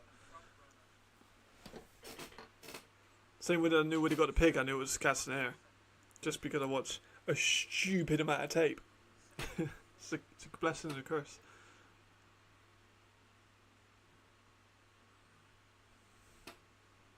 We're at 2nd and 4 listed, which is odd. Oh no, it's the wrong one. There we go again, just running with Glenn. It's another 10 yards. Can't stop him. Can't stop him. He's played well. Couple deflections already. No one's caught the ball in from what I've seen. He got a very clutch break up in the 2nd quarter. Milo Sean.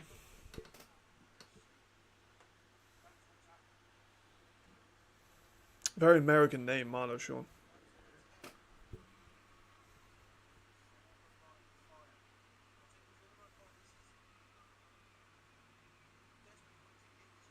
Right.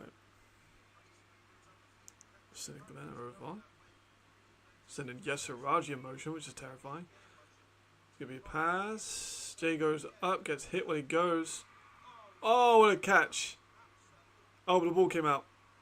They haven't blown it dead. So they're going to call that a fumble? I struggle to see that would be a fumble kept. Because if it came out on the way down, it would just won't be a catch. And if he maintained possession, then it would just be a maintained possession. He'd be down by contact. Jay got fucking blasted when he threw that, though. So Harlan goes up over Emery. Yeah, he's down by contact. He's down by contact. It's a great catch. He's down by contact, though, for sure. That'll get called all the way back. It's in just... No, it'll work one way. Yeah. Fun. How is that a fumble? How is that a fumble? He was down.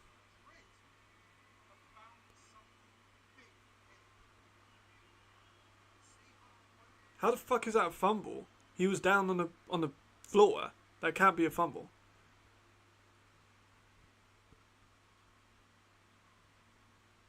That cannot be a fumble. He landed with the ball in his hands. There we go, under review. Why the hell would that be a fumble?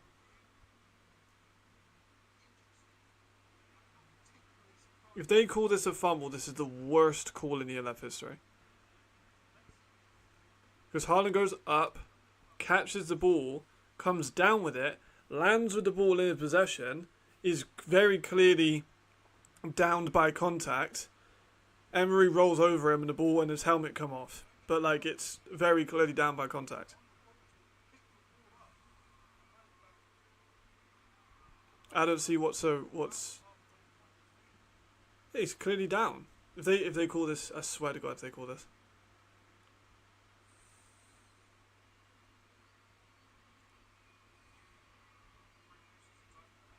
I swear to God, if they call this a fumble.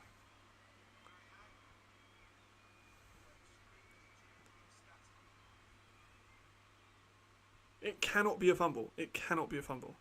Like, that's a physically impossible play. Why are the refs taking so long at this? You literally look at it and go, oh yeah, he was down, and then you turn away and make the call.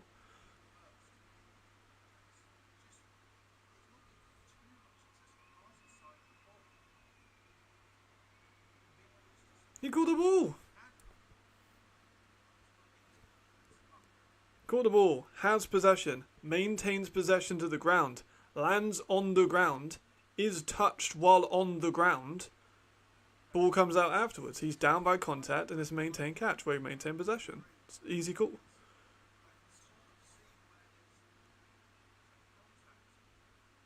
What do you mean you can sort of see where it is, commentator? It's very obvious where it is. You got touched in 3 different points of his contact. There we go. There you go. Oh, thank God for that. I thought we were about to see a biblically poor performance by the referees, but we're okay. The referees have done a good job. Oh, brother, I was steaming there. I was a little bit heated. I thought for a second we were going to get robbed of that.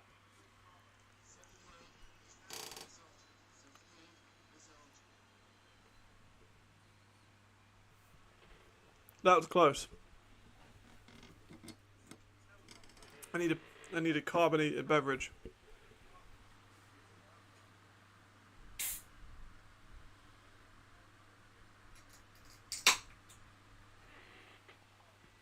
Glenn again.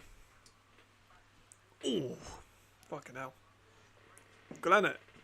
Took that, to be fair. Glenn is a tough bastard.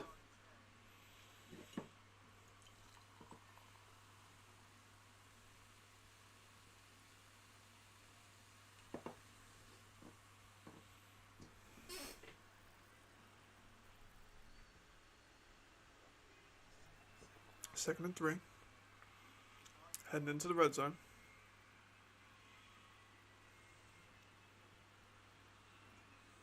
Back to Glenn. Big hole. There he goes. Up to the 10-yard line. There he goes. Whoa, really? Off an injury? That's very surprising. I really wouldn't have thought they'd do that. I thought they'd rely a lot more on carry. Glenn looks a little bit shaken again. 50 times. I think the record is 57, I believe. There's Sergi again. Maybe 3. Yeah, I believe the record is 57 by Luke versus Frankfurt last year. Because whenever I was watching DB tape last year, I'd always watch a game where they played Milan because I knew that they'd get plenty of action.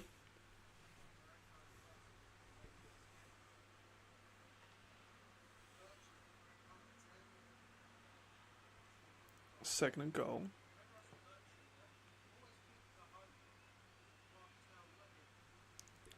Jay's running around. Gonna get sacked behind a 20 again. No one getting open. Touchdown Vikings. What's the score now then? 38-25, something like that. You got a lot of time in that one though. Just couldn't find a receiver open. And then Diego Ires with the sack. Another player I made a video about. Well, he was involved with the video. He was one of the players I talked about in the oh, what was it called? Let me have a look. Well, it's 3rd and 22. I can have a look. Jay taking a shot in the middle. McKnight for a touchdown? Question mark? Maybe down at the half-yard line?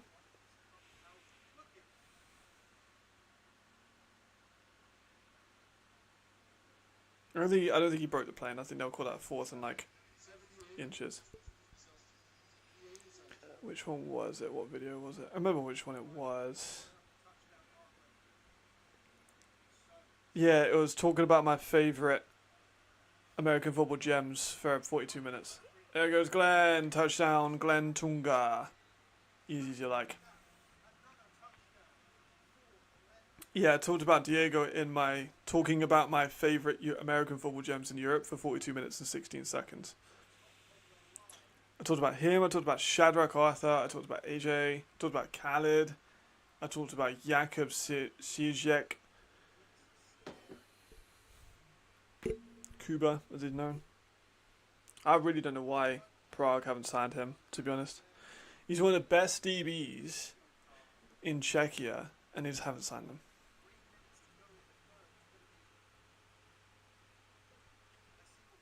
It's odd, very odd. Kicks up, kicks good. Madrid getting kind of beaten up here, right?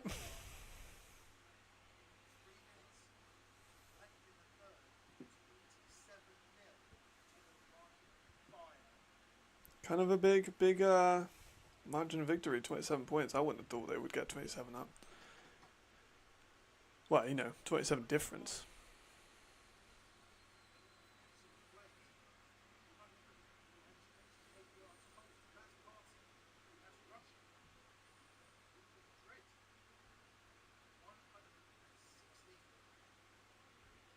'27, man. Tough. Number 1 defense in the league. Well, in retrospective. Yeah.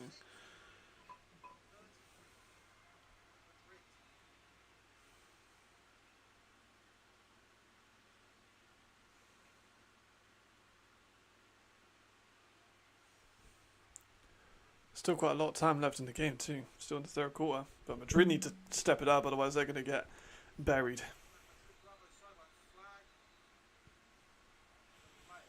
If they don't score in this next drive, I think they can kind of consider themselves out. Because what are they, 7? If they go for 2s, they're still like 4 possessions down. Really need to start putting some points on the board.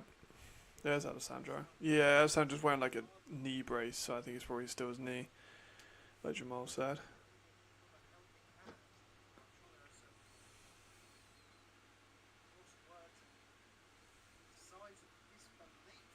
Interesting. Very interesting, this one, for the landscape of the ELF. Because I think me, Silas, Nick all kind of agreed that Madrid would struggle in the long term.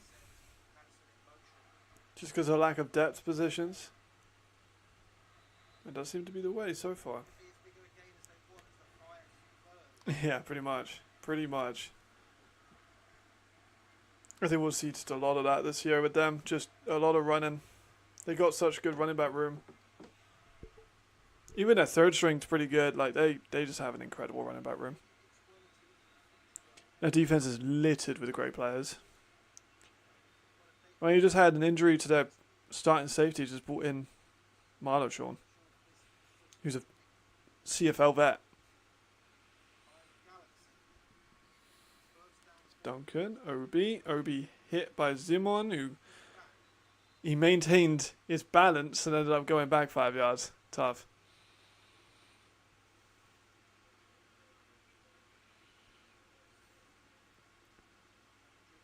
Yeah, they're getting kind of beaten up.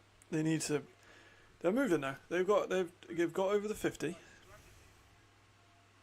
It's Duncan again, scanning, getting caught up, rolling out, going deep, very deep, way over. It was like 15 yards out the back of the end zone from like the 40. I don't think Olga Denai's got a big arm.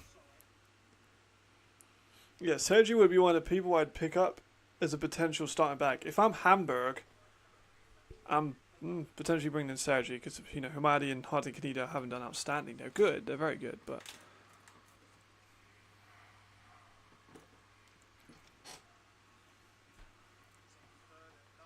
But I would definitely think about doing a rebuilding stream. I think that'd be fun. Just getting on stream with people, talking about players, watching them. There's Duncan again. The offensive line for Madrid has been noticeably worse.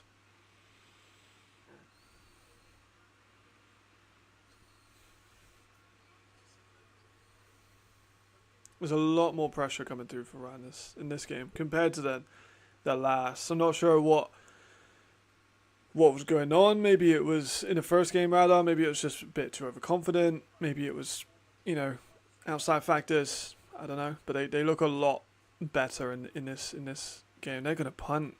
So they went for it earlier and they're punting now. Seems odd. Good punt though. There's Marlo Sean. Not much there for it.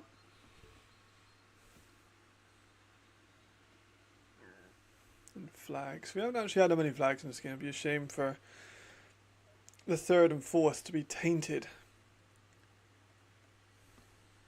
Let me check the other scores too. I won't do that on the stream. I'll get my phone up and check the other scores. So Raiders are up 32-0. That's expected. 37-25. High scoring. A lot higher scoring than the last one. It was kind of a bit boring one, the last one. And then 9-7 to Milan. Weird.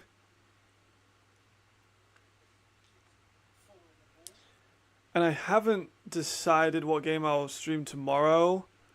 Most likely Hamburg versus Frankfurt, right? That makes sense.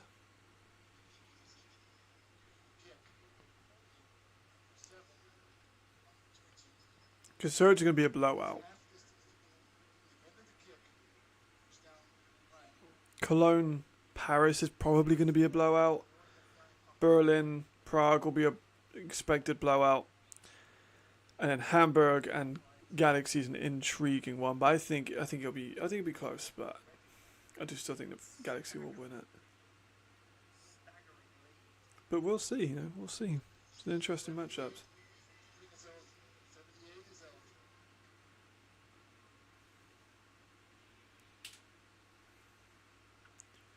I foresee at least 3 blowouts tomorrow, though. So, yeah, I'll stream Hamburg. I'll stream them versus Galaxy, and then I need to catch up on the games, and I'll make the Chad video at some point. I need to do power ranking Mondays and Halloween Tuesdays while I do the editing process. There's Sergi again, running for about 8.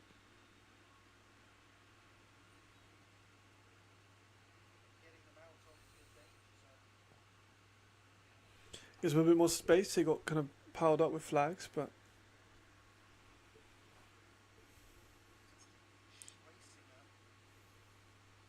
such a weird game. Such a weird game. I really thought it'd be closer. Madrid's defense can't stop the run now, nearly as well as they did in the first game. Flag on the play. What are they going to call that for? Are they going to call that grounding? They call that grounding. That's unfortunate. Also, no, I don't like that rule. I don't like the grounding rule.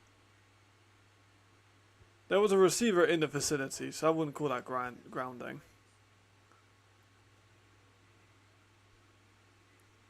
But he was in his end zone, so that'd be a safety, won't it?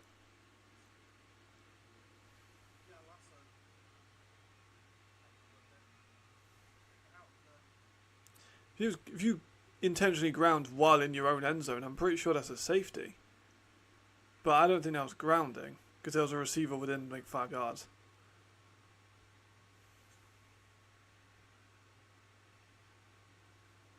Waiting for the referee's call here on this one. Oh, Milan just scored. Damn, the Enthroners really do suck.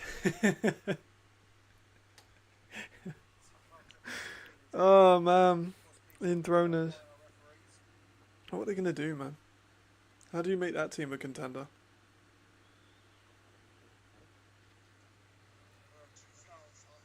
There's fouls. Holding on offense. Grounding.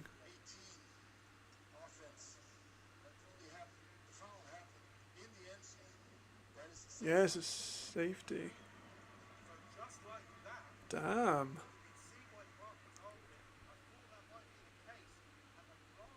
Yeah, it was a safety. I was right. Damn. Unfortunate, I think, to get that call.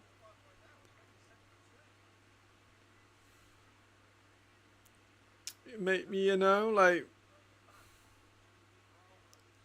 would I have called that ground? Where's the running back? Where's Sergi in this? Yeah, I mean, maybe, but I think that's kind of, they're maybe trying to make it more competitive, but that's kind of unfortunate for them to get that. Still 25-point gap. But they don't want to do a Berlin.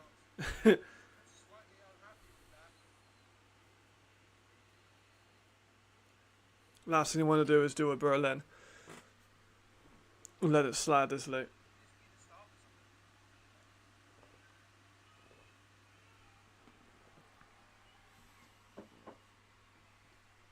That would not be good for them right now.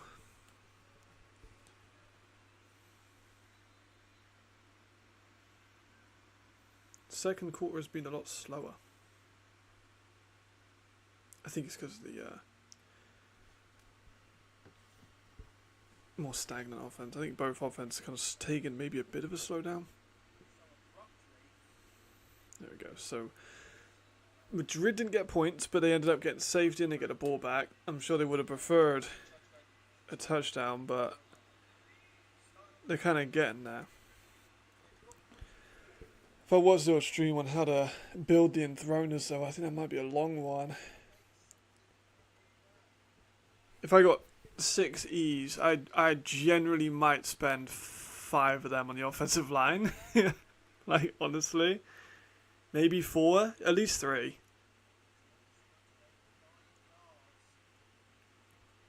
Duncan.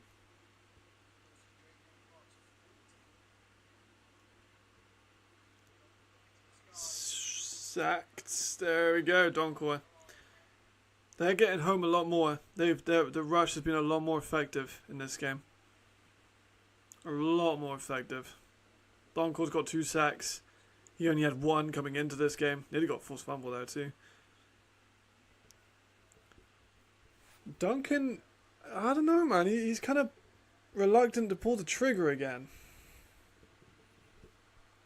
I say as he pulls the trigger, but incomplete pass, Marlon. Not a good play. Because that's what we saw with oh, bit of scrappiness. That's what we saw with Duncan's last game in Wroclaw. When he wasn't playing particularly well, he looked a little bit gun shy at the end. So I wonder if that's a recurring thing, maybe, possibly, but I guess we'll see. Absolutely. Absolutely. I mean, they're giving up no points.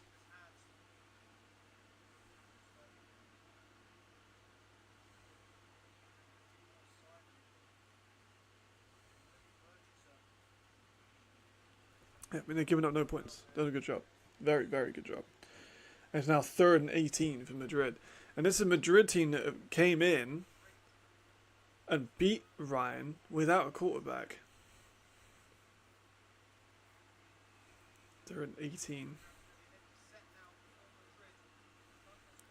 Like, Duncan rolled into that traffic there and then rolled the other way. And he's just been fucking leveled by Venki. He got like shoulder checked. That was kind of a tough sack, I can't lie. A little bit scrappy after again. This looks like it could be quite a fun rivalry, you know. Like going forward. So yeah, like Duncan avoids the pressure, rolls into Donkor, who then puts pressure on him, goes back inside, gets hit by Phelps, and then Venki fucking body checks him.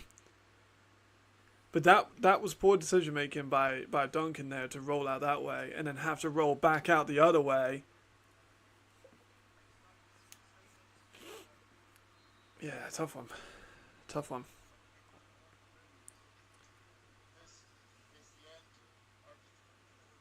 End of the third quarter. Right, while they're doing the timeouts, I'm going to go curse another team. Let's go on to Fehervar. I want to see that one. Never would have thought I would have said that I wanted to watch Fehervar, but here we are. I'll just watch like one play. 16! They're up. Fucking Milan could be 3-3, which, granted, is the most fraudulent 3-3 in the world. Is this a 3-3 team? No. But they're doing a good job.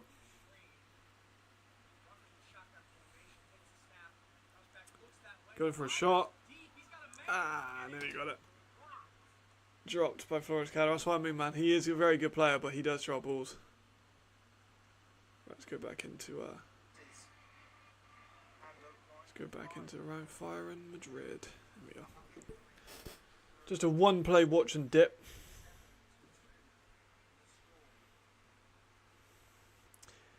Yeah, so he's thrown 52 times, Ben Holmes, currently.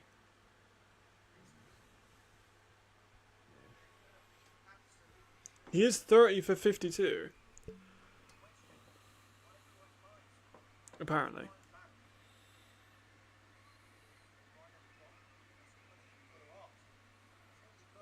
Which is kind of mental.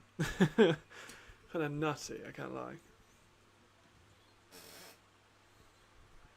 Man, I thought we'd get less of an ad break than this. I'm going back to Fehervar, man. Oh, no, yeah, don't worry. They've started. Nice plug. Nice plug. Very nicely done. But they're on. Okay, nice. Who are they playing in the FFA? Oh. Block punt.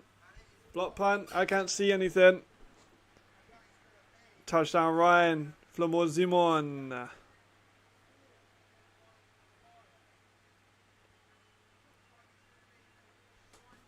Easy, yeah, easy, man. They've been dominating him. So Flamur Simon comes up the middle. It's blocked by, I can't tell. Camera moves away. Flamur Simon recovers for the touchdown. Nicely done. Flash versus Theo. That's a rematch of the CEFL from like last year, I'm pretty sure. Let's have a look. I'll check it out. First down mag. Alright, let's have a look. Warm up, so PT. 6-0, we watch this. Damn, those uniforms are nice too, the yellow. Nice grab back in the end zone. Good shit. Black Panthers, sideline catch. Take contact. Oh, that's Jack Pilkington, I think, the tight end.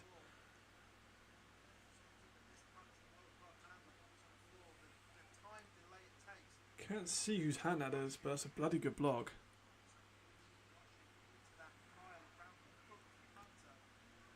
Long one by Flash. That's a bomb for the Black Panthers. Nice. Damn, it's a close game. Oh, Raiders and Dragons already got the highlights up too. 32-0 final score? Yeah, I think so. Dragons are kind of done now, aren't they? Dragons aren't looking too hot. Yeah, yellow unis are fucking awesome. I miss having a yellow team. I miss the Kings. I want the Kings back. R.I.P. Kings. I still said if we had a Marseille team, I'd be so sick. But unlikely. But would be so cool if we had a Marseille team. I'm not sure what I'd call them. But I think I can make a team out of French players that aren't in the ELF. Or a couple that are not on Paris team. Run by Molina. Nothing.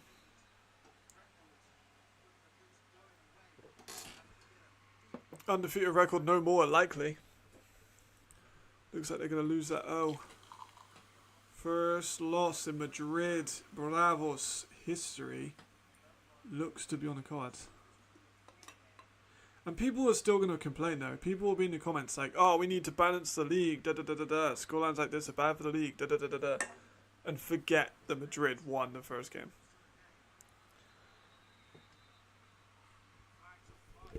Now, let me check off my points too while we go over this flag. So, Glenn VP, that has been the way. Keep clutching up. I mean, they haven't really had to, but they've been good on third downs, what I can remember. They've got blocked punt. They've got that big play at the end of the... we got a forced fumble on a pick. They then got the long screen, so I'd say they're clutching up well. Vulnerability to big plays. They've been the ones that given the big plays, so I won't say they've been vulnerable to it. Unless you count that safety, but I'm not going to count that as a big play. Let's have a look. Oh my god, even Woody's dropping balls. And then get after the pass pro. They have done that. They've got a couple of sacks, but not nearly enough. And then you had the blueprint. They have not followed the blueprint. And has Duncan fully transitioned? You could argue no. You could argue no. He has looked a little gun shy. Drops have been an issue.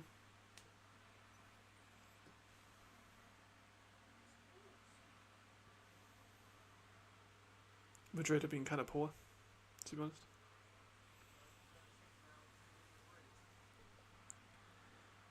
Duncan again. Rolling right, rolling left, rolling right.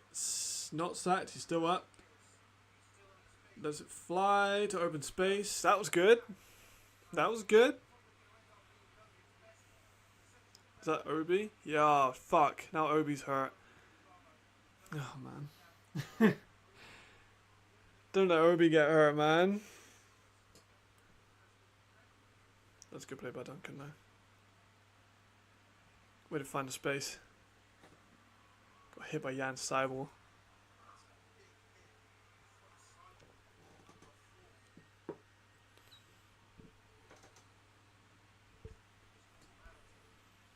Run up the gut, gets nothing.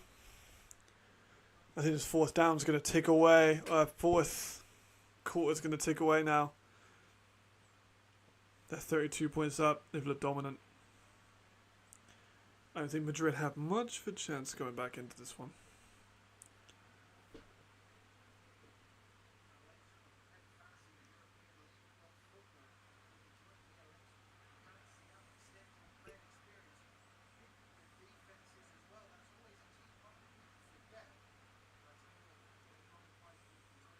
There we go again. They've been quite pass heavy again in this game. Nothing there. Difficult third down. Everyone talks about fantasy, man. The commentators talk about fantasy so much. And, like, everyone's talking to me about fantasy. And I'm like, I don't really play fantasy that much. Like, ever. I don't play fantasy in any sport league. I give good picks. Like, MA. Shout out MA. He's damn good at fantasy. He's, like, what, third in Europe? Third in the world, I think. And he watches all my videos. Not saying I'm responsible for that. Is Woody Patterson. That was good. 3rd and 12, converted. They need to start scoring though. As soon as I start talking about football, one of my fucking friends start talking about Euro fantasy football, which I have, but have not checked.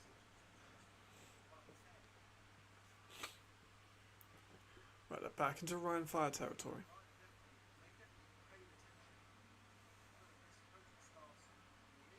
Incomplete. Yeah, Madrid have been struggling in this one. Not much coming out of this for them.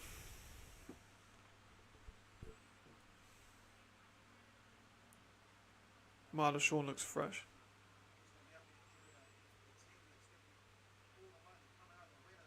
Ooh. If he was a little bit slower, he would have got picked there, rather ironically.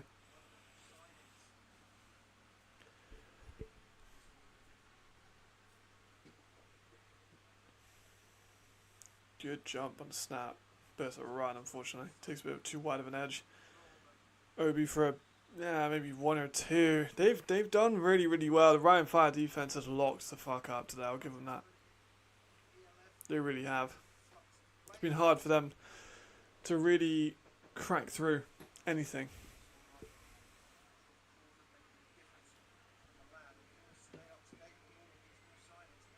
Let me check the other scores.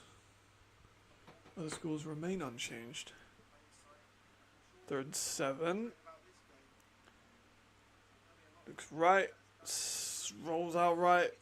Jump passes. Willie Patterson is slung down by Amari Williams. Shy of the first down. Another 4th down. Maybe 4th and 3. 4th and 2 if they got a lucky spot.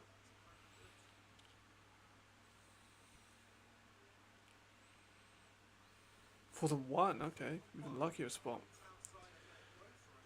10.5 minutes left too, so quite a long one.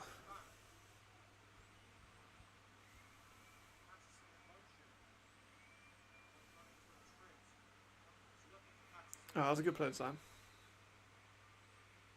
Where was this in the first fucking half? Where was the pass game has been stay past the ball a lot. I haven't got any numbers. But Duncan's been heavily throwing the ball. But the Fire aren't really giving him much.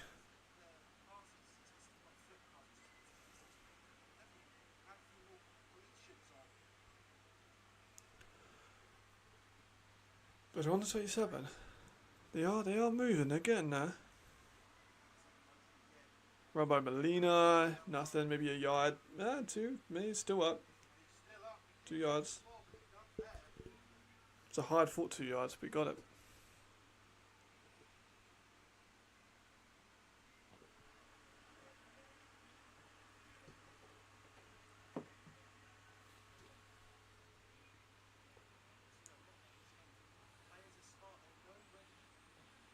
Second and 8. They gotta take some shots, man. They're running out of time.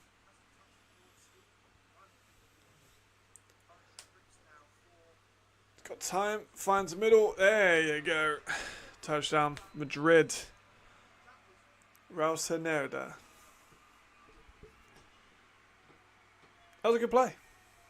That was a kind of a dart. I'm not gonna lie. That was kind of a dart. Looks around, just delivers that ball in a line straight through Marchion's hands. Or Marchon, rather. That was really good. Yeah, they got to go for 2 though. Go for 2. They'd be 24 down, which is still a lot. They're going for the kick though. That's kind of surprising. They're not going to go for 2. They are going to kick, and the kick is good.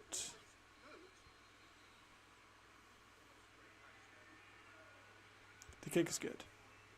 The kick is good. Yeah, very true. But let's have a look actually. Let's look on the ELF Scorepedia. ELFopedia Scoregami. There we go. Got there eventually.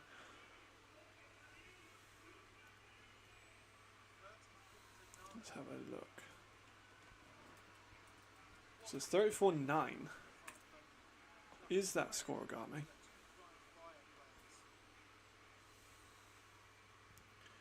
34-9.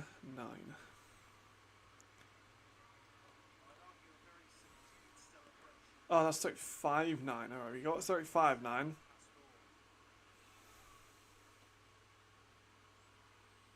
We haven't got a 34-9. We got a 33-9. We got a 35-9. We have never had a 34-9.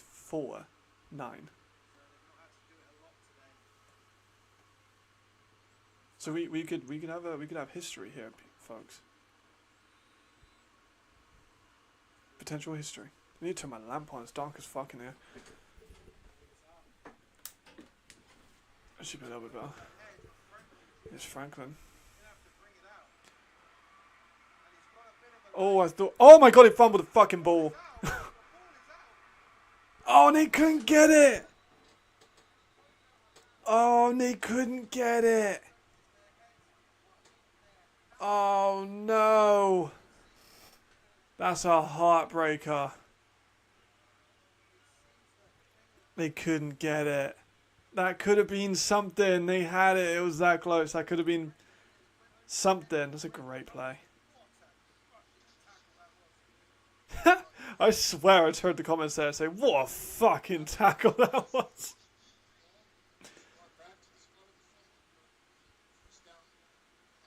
Oh, close.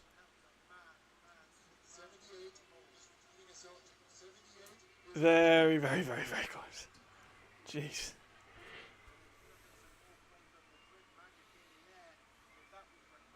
If they recovered that and then scored, we could have had a bit of a ball game going on. Rhein are going to do their best just to drown this one out.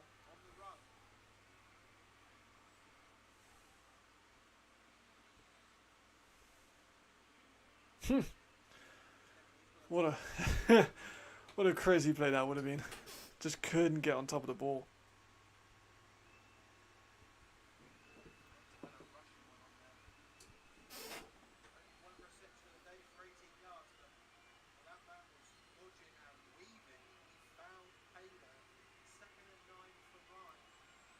A lot more run. Yeah, Serge. There he goes. Good lane.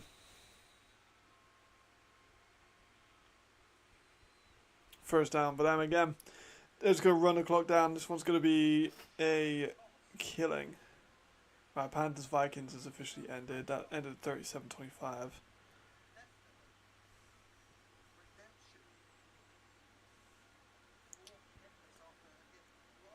And we got Milan versus Endronas. That one will end pretty soon.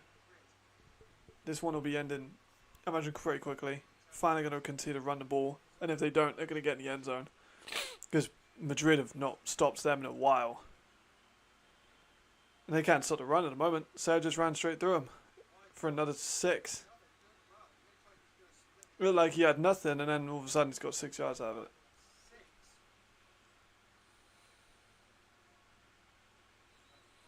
Hello, Cad. You've just ended, man. You just ended your game. I literally cut into the Raiders game an hour or so ago, and saw the Bonatti touchdown and your chase down tackle.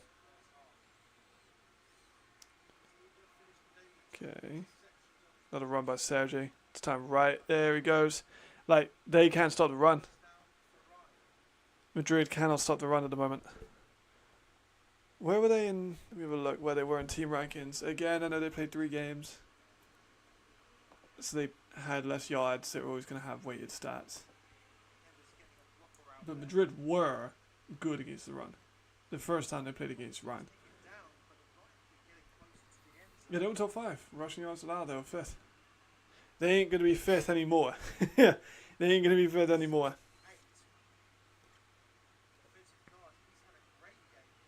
Yeah, they got the 3rd string running backs and never even they're going for 5 yards. This one's been a dominant run performance, but especially with the offensive line. But I've been saying all day, it's such a weird contrast because the pass protection still hasn't been great, but the run protection has been super, super good. It doesn't make any sense. It's confusing.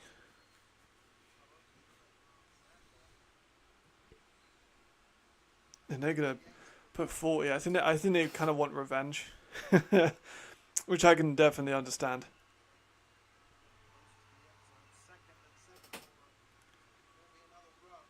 Another run up the gut, maybe 2 or 3. Alexander, TJ Alexander. I always get TJ and Alexander and Kai Hunter the wrong way around. I don't know why, but it's the same reason I get Jamalcolm Liggins and who else? Who do I get Jamalcolm Liggins mixed up with? Divine Buckram. Divine Buckram and Jamalcolm Liggins. I always get the wrong way around. Oh, floating a goal line fade. Oh, Harlan Quofi, you are fucking grim. Oh, not much reaction because it's been a dominant performance, but Harlan Quofi is back. That was a nasty catch. Just up and over. Keeps possession of the ball all the way down. Yeah, Glenn scored a couple of times, man. It's Glenn. Great fucking grab. Oof. He's one of the one of the best German receivers. You know, you got him, you've got Robin Vidchek, and you've got Lewis Geyer.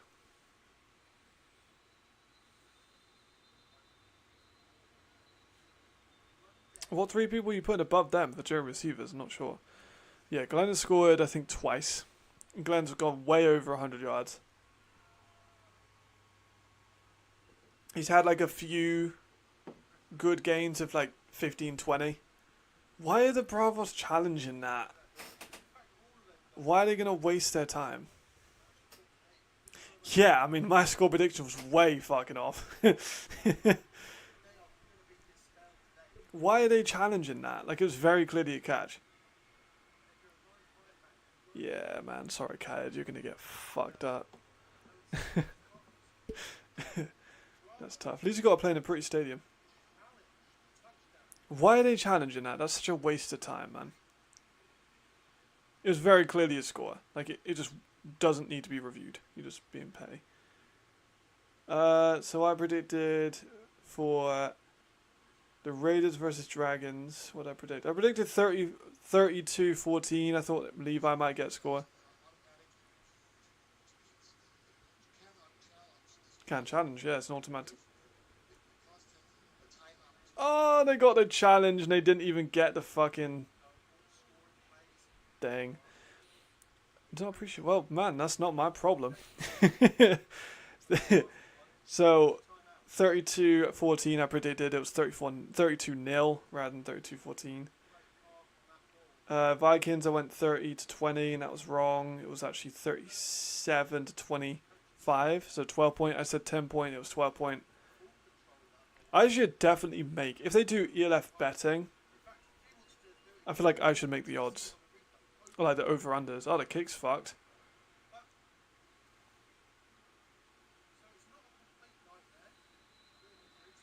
It's a nice even 40 though. Is that scoregami? Let's have a look. 40 is quite often scoregami. But 49 is not. 49 versus 40-9 has already happened, and it was Rhein 5 versus Hamburg. I want to see more weird scores, man. So yeah, this one I was very wrong on my score prediction.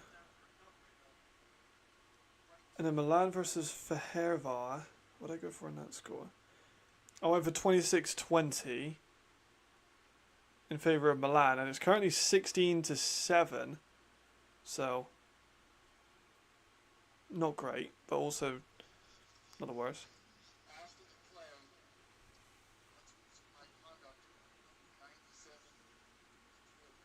Sportsmanlike conduct. Don't really mean much after a block kick, to be honest. I'm very excited to see the Surge versus Mercs tomorrow. I think that's going to be a bloodbath, I can't lie. Let me have a look who Barcelona have got.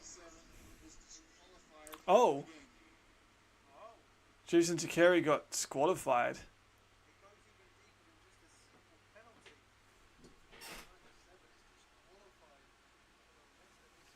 What the hell did he do?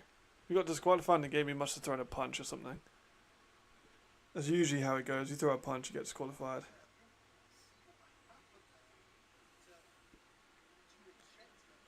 Alright, so Khaled, you've got the Raiders, and you've got Munich, tough.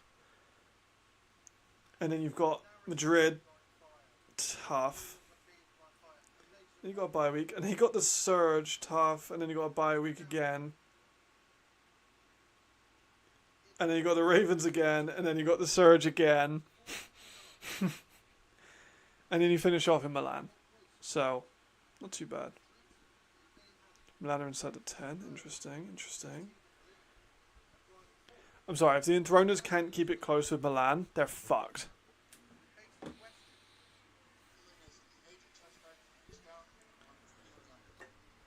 Like people say about making it even, but if the worst teams against the worst teams is even blowouts, then maybe some of those worst teams should reconsider the league.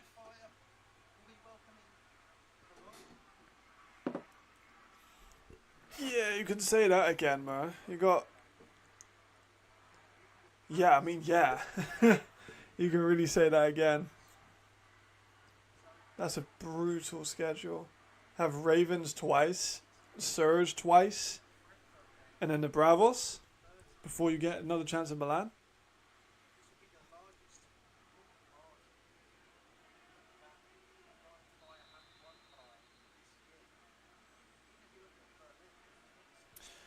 There we go. So they're going to run down the clock now, it looks like, which is good. They're good. Wait, I thought... Hold on. Wasn't Shaqiri disqualified? So why is he on? Am I tripping, or did they just say that 97's disqualified? Yeah, he's on the field.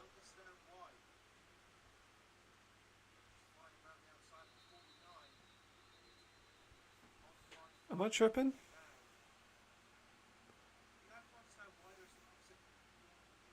Am I tripping? And throws for smokes in the tank bowl for sure. I mean, we've already. I don't think we have that this year, which is unfortunate. Who did the Enthroners got for the rest of the year? Let's have a look at that while we look at this blowout. Right, they play Milan again. They play Prague twice, so one of them's gonna have to win. That's the tank bowl. Them versus Prague is officially the tank bowl. Oh shit. Was it Rodion? It's probably Rodion.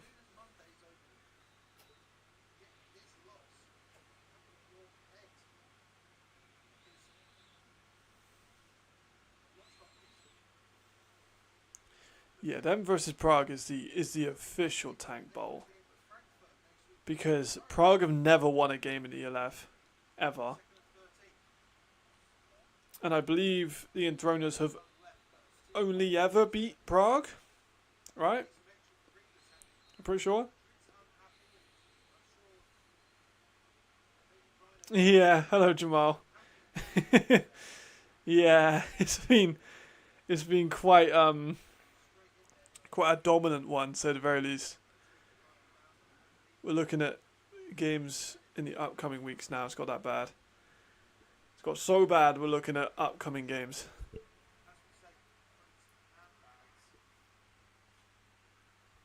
Oh, nice. That's cool. I'll be interested for that. I'll definitely be watching that. Oh, shot up deep is... The camera hasn't showed it. But people were celebrating a touchdown, but the camera has not showed it. So that's nice. So we might have a Madrid touchdown. I don't know.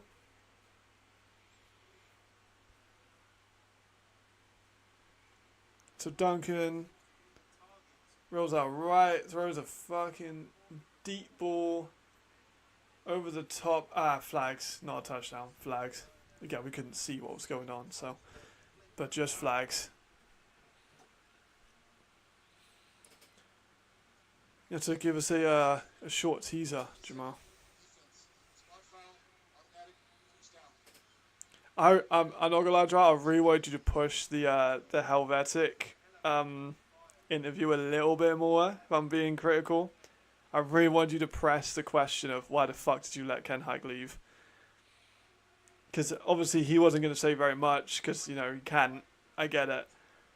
But, yeah, I really wanted to see the actual feeling behind that one. Because he kind of gave, oh, you know, it was a football decision. It wasn't a very easy decision to make. I would have liked to have seen him be a bit more open on that question. It was a shame that he had to leave, because, damn, Ken Hike's a good player. And I know he couldn't say anything, you know. I know he can't be like, oh yeah, it was his fault, not mine. You can't say that. I swear though, they said that Shaqiri was not like able to play in this game anymore. I swear they say he got disqualified. Oh yeah, absolutely had to get PG answer. For sure.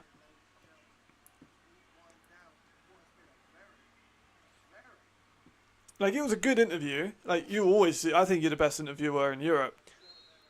But, you know, like you say, he wasn't going to answer it with like a, we made this decision because of this, well, you know what I mean?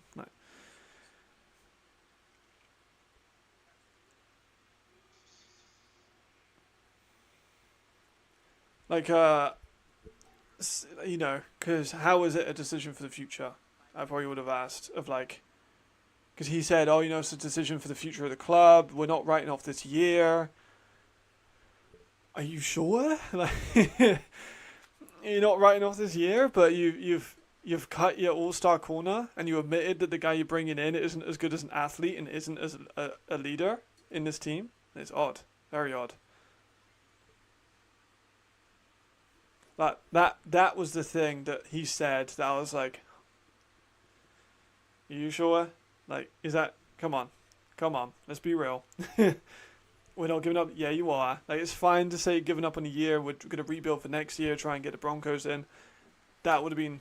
I would have been more happy with that answer.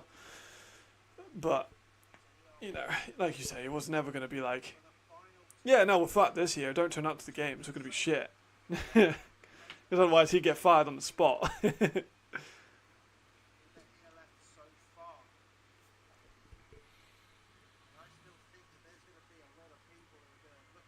Yeah, this year's done. For sure. You're right.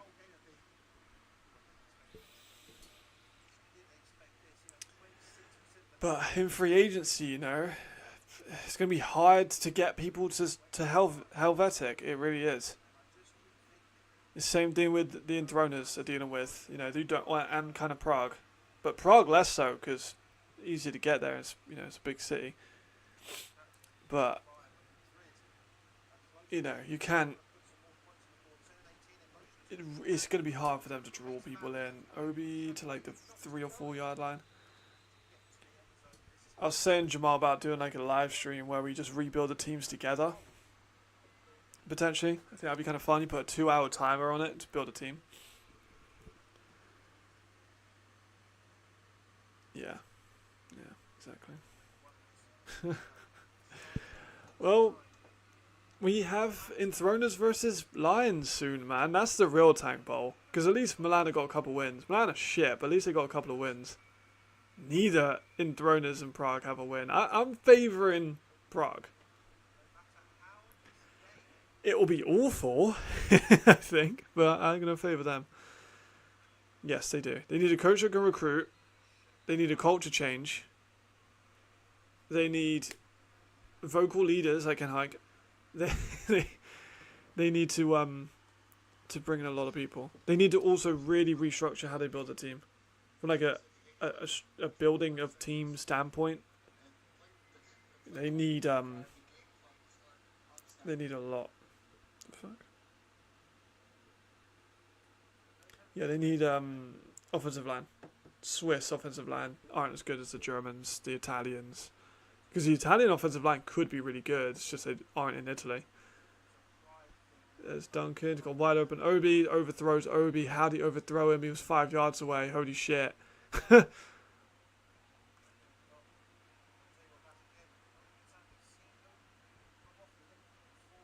Oh, how does he miss Obi there? That's a layup.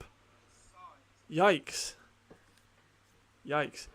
Score updates. Alright, Jamal, read them out. Bear with. Raiders 32. Dragons 0. Vikings 37. Vorslav 25. 40 to 9 in this one to Rhein Fire. And then Milan are currently up 16 to 7 to the Enthroners.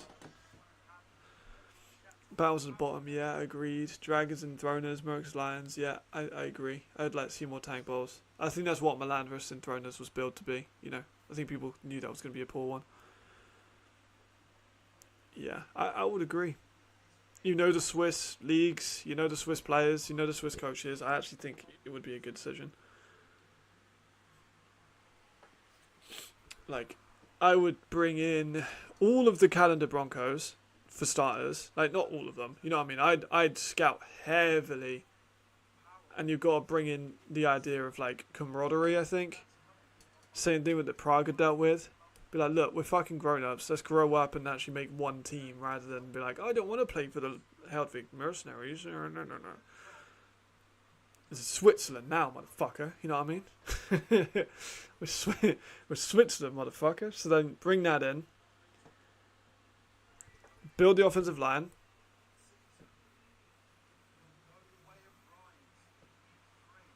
Get a complimentary received at AFB.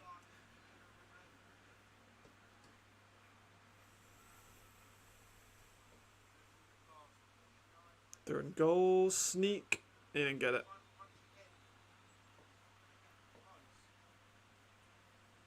London is probably not going to happen soon. I'll be real. That's me just being me and not at all ELF insider knowledge or anything. But I feel like if there was a London team, I feel like I would have heard about it by now. And yeah, there's rumours everywhere, but not a lot of them are very real. I've already heard, oh, so and so wants to buy a team. Da da da da da. You do not want to move to the UK, bro. You don't want to move here, bro. You don't want to move a team here, bro. A team of Italy would do really well. You got Alessandro Zagani, you've got Francesco Rucco, you've got Jordan Bua, you've got who's the other Italian on the offensive line? Fuck. There's another offensive lineman that left Milan. He's very good. You're getting people from Parma, you get people from Guelphi. Would be a really good team, but, you know, it isn't. Yeah, agreed. I like Harnaken. 4th and goal. Molina. Touchdown. There we go. Why do you want me to fucking start, man? Where do you want me to start? Trust me, you do not want to come to the UK. It's a fucking disaster. I mean, first of all, Brexit. It's going to be hard to get over here as a European or as an American or anything. Well, as an American, I imagine it'd be easier. But for a European, it's not as easy as it was. The weather is shit. London is stupidly expensive. Damn, fucking hell. Do you see how heated Tom Sula was there? Holy shit.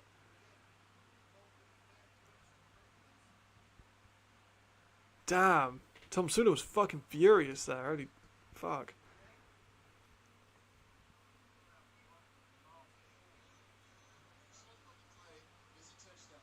Touchdown. After the play.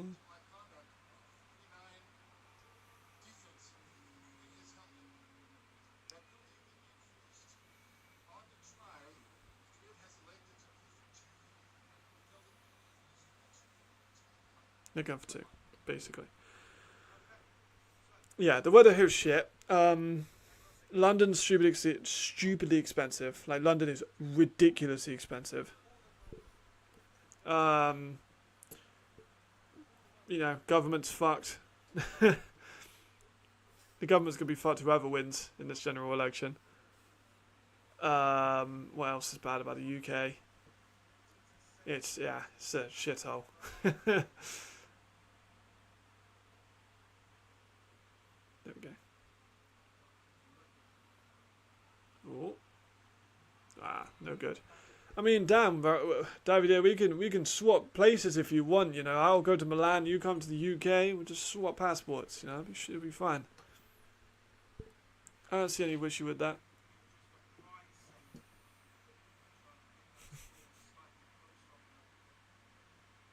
No, we'll swap passports. I'll be Italian. I'm actually 0.6% Sardinian, as my DNA test and 23andMe. I don't think that's enough to get a rule of blood passport, but you never know. All right, final score 42-15. Is that scoregami?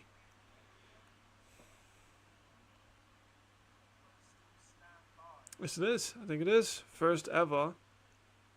They've got 1 second on the clock, but I'm not sure if they're going to actually play it. Oh, they are? They are going to play it? Oh, man, I'd love to move to Milan. Trust me, I'd move to Milan in an instant.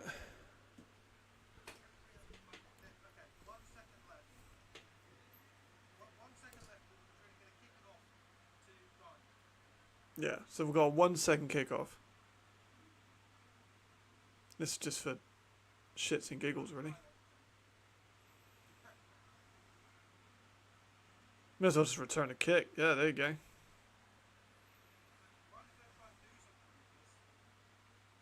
Yeah. Oh, why are you throwing flags, man? Why are you even throwing flags? Just let the game end.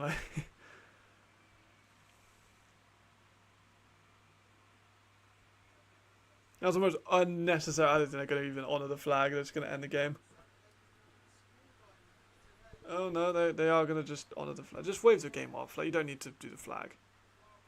Yeah, all the Bravos sit even there and come on, just end the game. Oh, fucking hell. Last American tight end to play. I can't really name very many American tight ends. They don't often come to Europe. Jack Pilkington was one of them. He's over in France.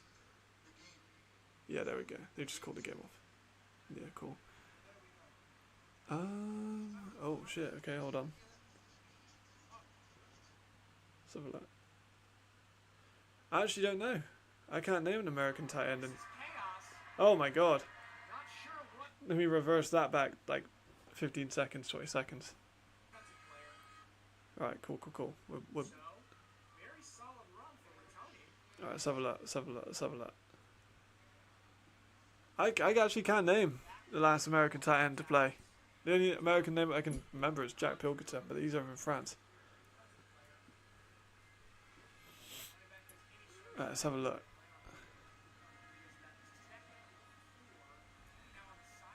Dave Mensa, 2 seasons with a Surge. That was when the Surge were awful, though, to be honest. You gotta forgive me for oh my god.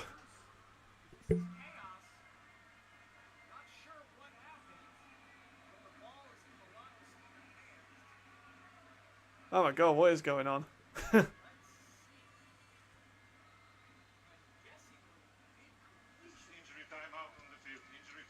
Alright, so handoff right. Running back, stiff arms, defenses, punches the ball out. Absolute fumbling scenes. Jeez. Done for. Yeah. Man, they look bad, don't they? Alright, let's go back to live.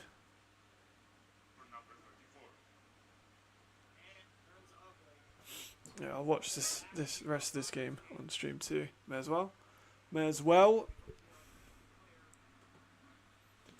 Got a friend on the Milano team, so can't complain. Madrid go to 3-1. Fire go to 5-1. All those people saying Madrid should be number 1 on the power rankings. Tripping, by the way. It wasn't very many people, but it was some people that said that.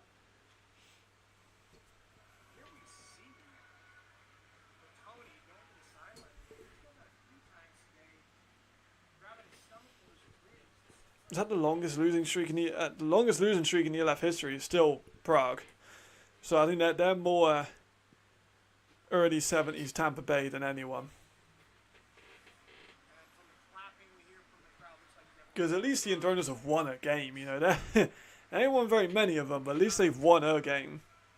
Prague have never won. Not a real one, anyway. We don't count the Leipzig Kings wins.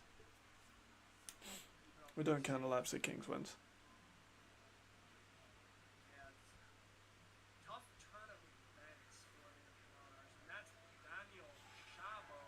Yeah, absolutely. From my connections within Rhein, yeah. Like, this was one that they circled back up on the calendar and wanted to make a big statement. Is that Milan do anything? No. No. No. Not at all. Like, it's a very fraudulent 3-3, I'm going to be real. They've had a very easy schedule. Let me have a look, see if their schedule's public. Have they got like a schedule post that's easy to read?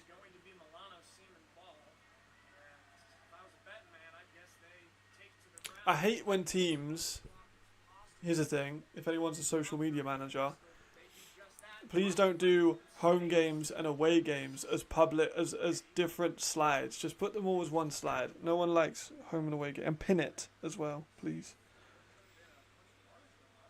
Because I can't find a Milano schedule.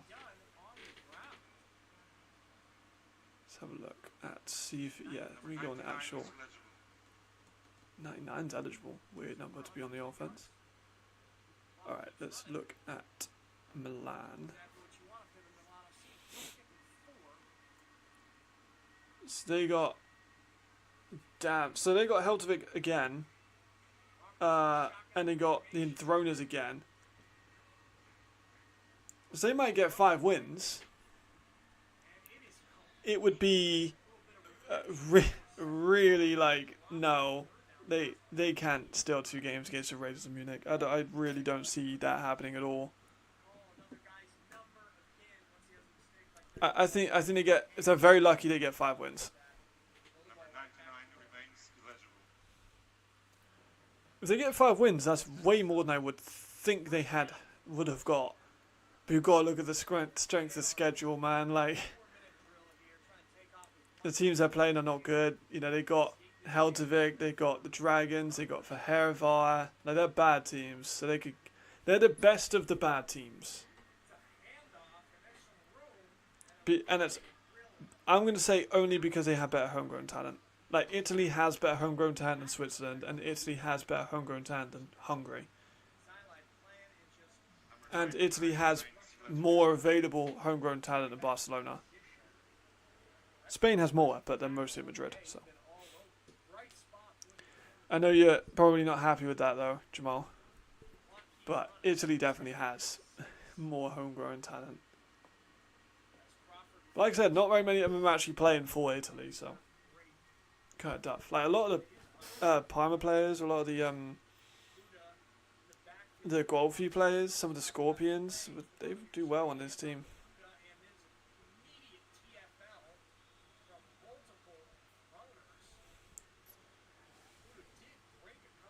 Who would I bring in as a running back for Milan? Italian running backs. Italian running backs.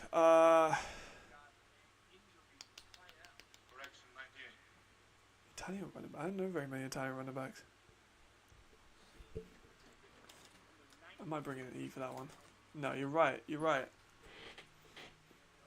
Just due to the history of Italy and the city loyalty within Italy.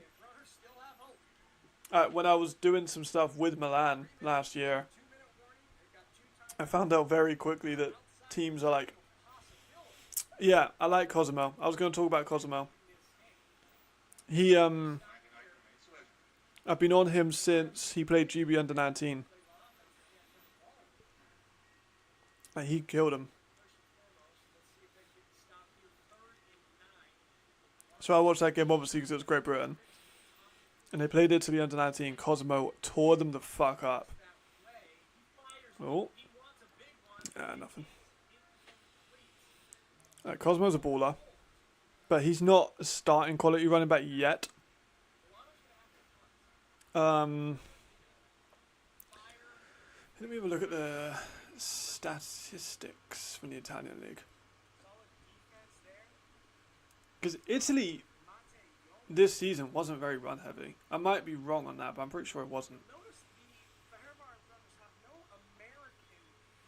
Yeah, I mean, the top rushing yards were both quarterbacks. Oh my god, everyone was a fucking quarterback. Did Cosimo lead the league for running backs? Yeah, Jay Parnell's American. You got Rob Patterson, that was a quarterback. I did not know that Cosimo led the league for running backs in the IFL. He did do very well, but he also only got 50 carries in 7 games. So, like, if I'm Milan, is he ready for a starting quality running back?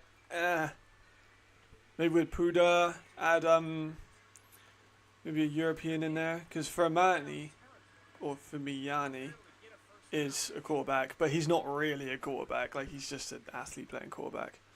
Salem was a quarterback for the Frogs.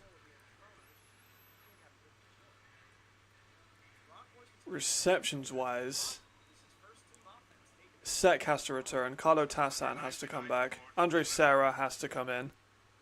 I'm a big Andre Serra fan. Volanino, I'm bringing him in.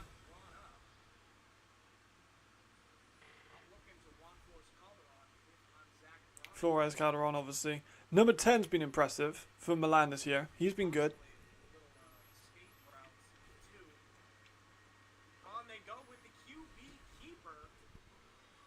I always get confused why I'm actually out on the screen.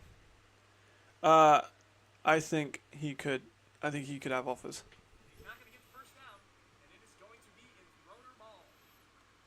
I would be very surprised if JFC stays in Milan for his whole career.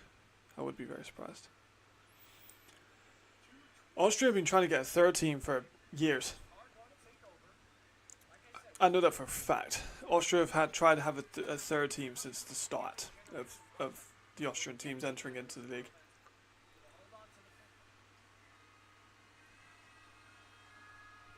They have the talent for it.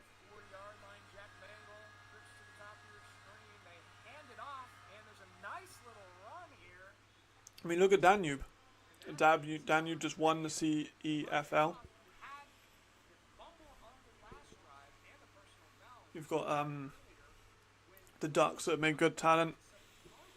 People like Torre.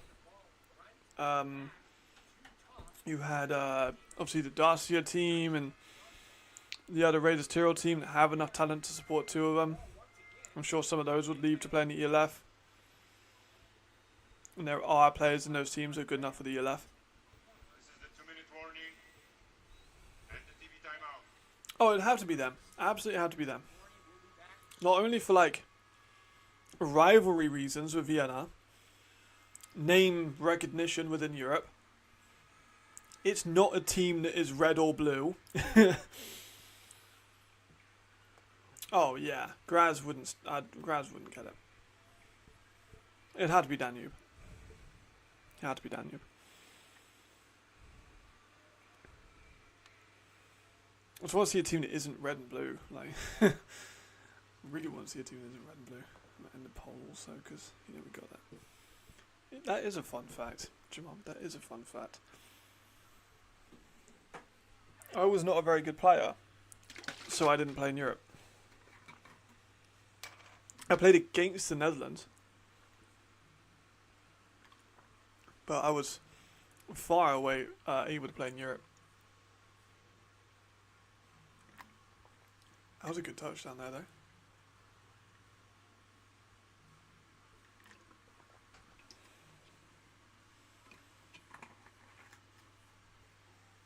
Graz have had good players come through for a while, though.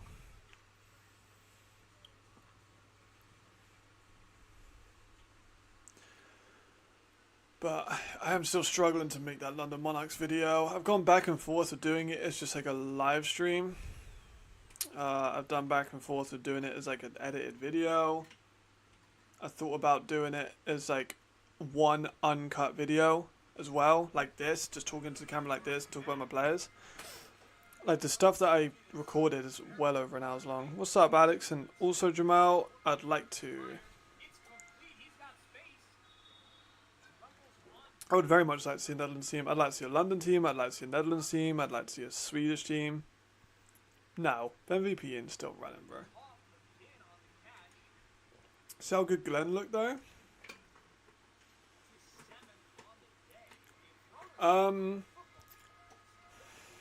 I don't think I can legally tell you that. I know why not. That's all I can say.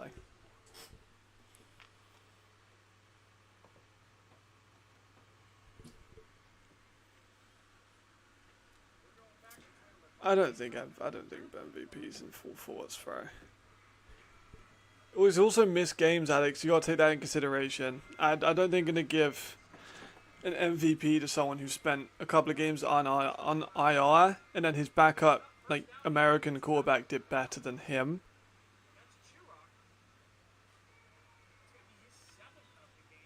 I think he'd struggle to make an MVP case out of that. Especially when someone like Glenn is just running riot.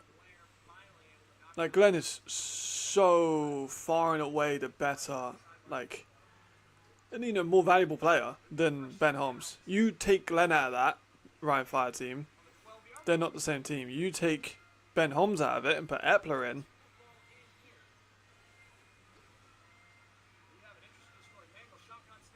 Oh, nice catch.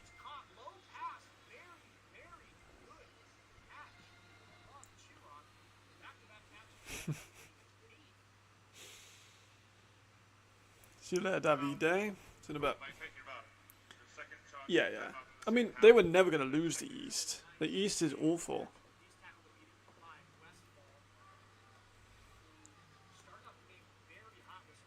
No, the East was always going to be them or the Panthers. And the Panthers will be really bad this year. In the part of the game that I've watched, he hasn't done much because it's kind of late in the game.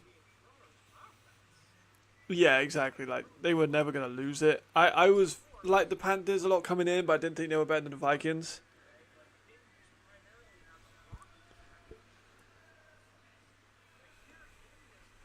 I don't think that Ben Holmes is in the top 5 for MVP. He might not even be in the top 10 at the moment, Alex. I ain't going to lie. We're nearly halfway through the year, right? Glenn is definitely one of the favourites. Mid. Yeah, I'm unimpressed with them too. Their offense looks so much worse. Like, I praised them so much in the last couple of weeks for their creative offense, and it's just got worse every week. Okay. Enthroners have just scored, though. Nando Toth with the touchdown. Yeah, you're right. They cannot. That's an interesting game there, Berlin and Voslav. I'd like to see it that ran back. I know we will see it ran back, but I'd like to see that again. I think that'd be maybe a different game. But Berlin just need to stop fucking blowing second half leads. Enthroners, if they get a good onside kick here, that's the only hope they have is what onside kick. But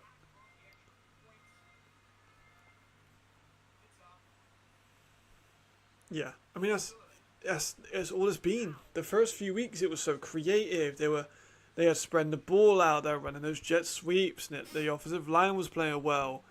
That was the first game against Berlin, and then it just went down steps every single game. It's been incredibly disappointing. I'm not sure, Alex. I haven't been here for the whole game.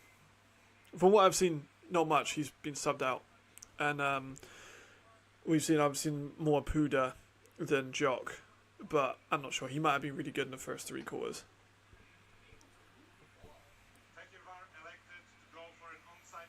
Alright, here's the onside kick.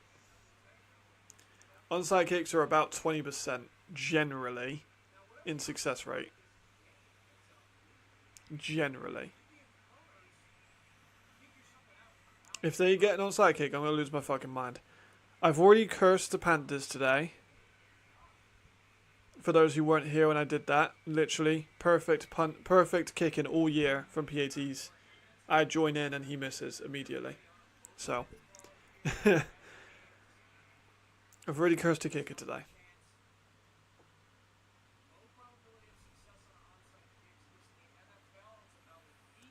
Yeah, I said about the drop passes. I said about that when they cut Duncan. Like Mazin and Bernat were doing it a lot. Fucking spoilers, Davide.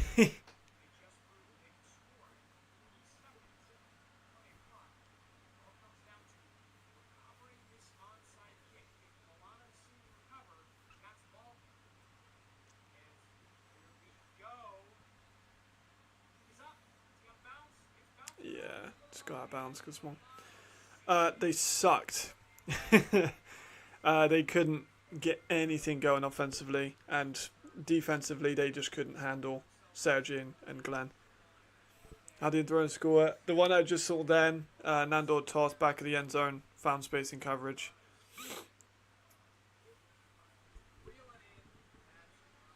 It's alright, man. It's all good. I knew that they probably weren't going to get it anyway. They're going to kneel the ball out here, right? They just couldn't contain the run at all. At all. Sergey, they had Alexander back in there, the third string, and even he was going for 5-6 yards a carry. They just couldn't stop him. Land 3-3.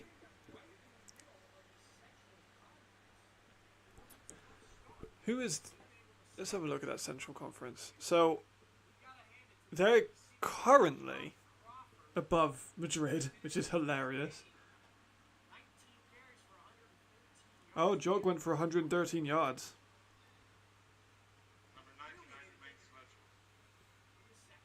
Alright, so currently, as it stands, Milan are above Munich, which is really funny. And they sit third in the Central Division.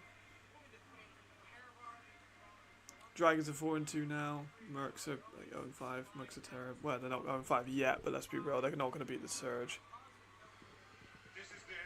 That is the end of the game. Wow. Young Jock, yeah, man. The fuck's going on with that? He's got 100 yards from scrimmage his last few games. Very weird. The ageless wonder. We haven't discussed a lot, but truthfully, Madrid struggled. Yeah, struggled stopped the run versus Colorado, but I thought they would have credited with the bye. Let's have a look at those numbers.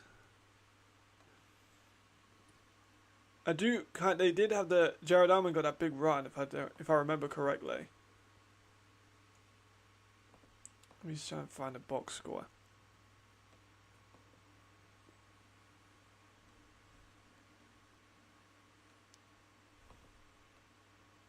Fantasy reasons. What week was that? Week 4? Yeah. Yeah, I mean, they allowed 219 rushing yards, you're right.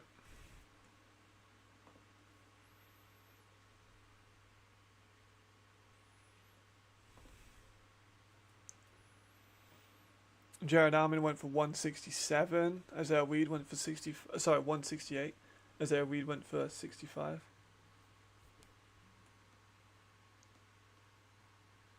Yeah, Torre's a monster.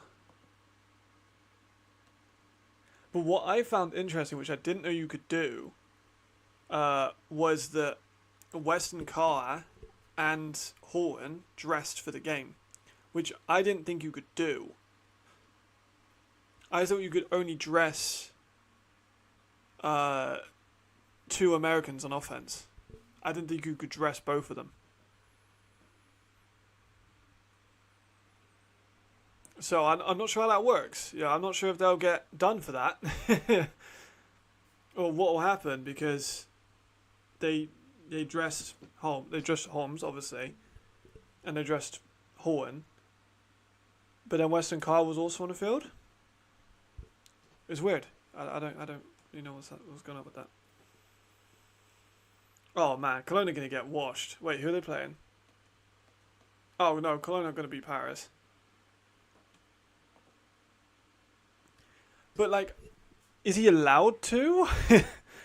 Of course, he probably is. But like, why?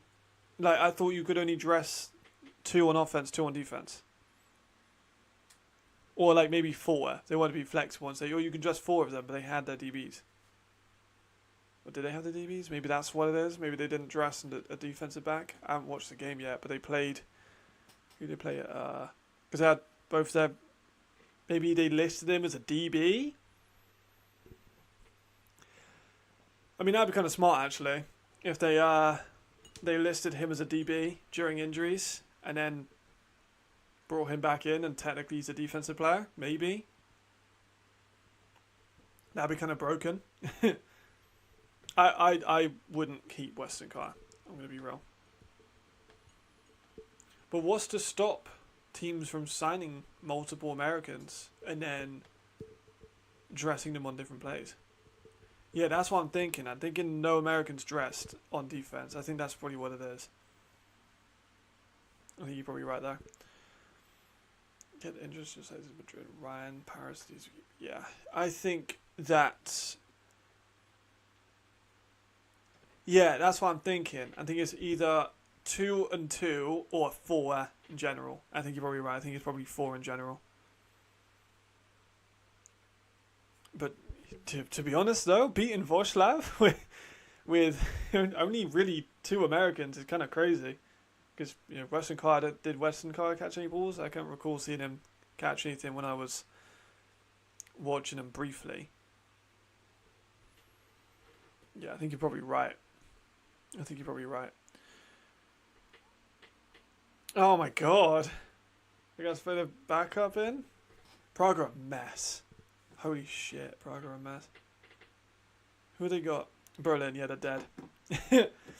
You cannot put many quarterbacks against Kyle Kitchens. You cannot put a homegrown quarterback behind that line in front of Kyle Kitchens. They're gonna kill him. That's gonna be a disaster.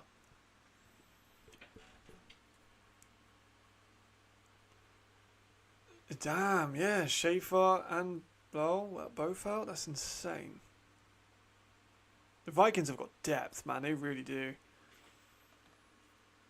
But I'm not a Western Car fan, I'm going to be honest. I think there are better options. I think Reese Horn's a much better option.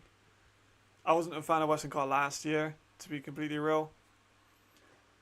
I think I had him as my 2nd lowest rated American receiver behind the one Ian Throner signed.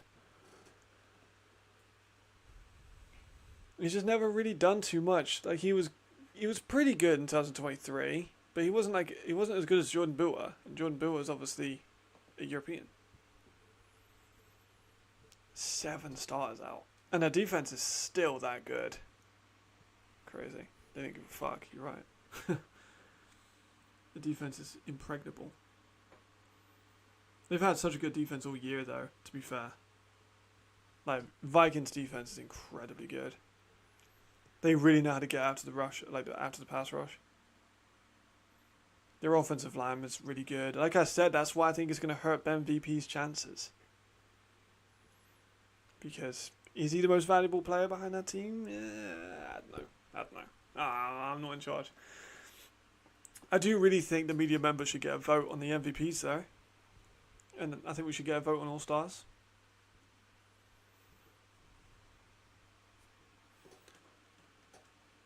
Let me look at some of the stats currently. So Sullivan's got to be an MVP favourite. Riley's got to be an MVP favourite. I think that's the only 2 quarterbacks. Oh, and yeah, maybe Ben Holmes, but he's played. Yeah, maybe. But he's the 3rd quarterback on that list currently. It'd be their homegrown, right? Have to be. If it's not Clark, it'll have to be the homegrown. Nah, they won't put Tyrese Johnson Fisher at quarterback. They'll put a quarterback in there, they just probably won't let him throw it very much. They don't actually have a quarterback on the fucking depth chart. That's kind of crazy, actually. I didn't know that. Maybe then. Or redeem. Maybe redeem Callius.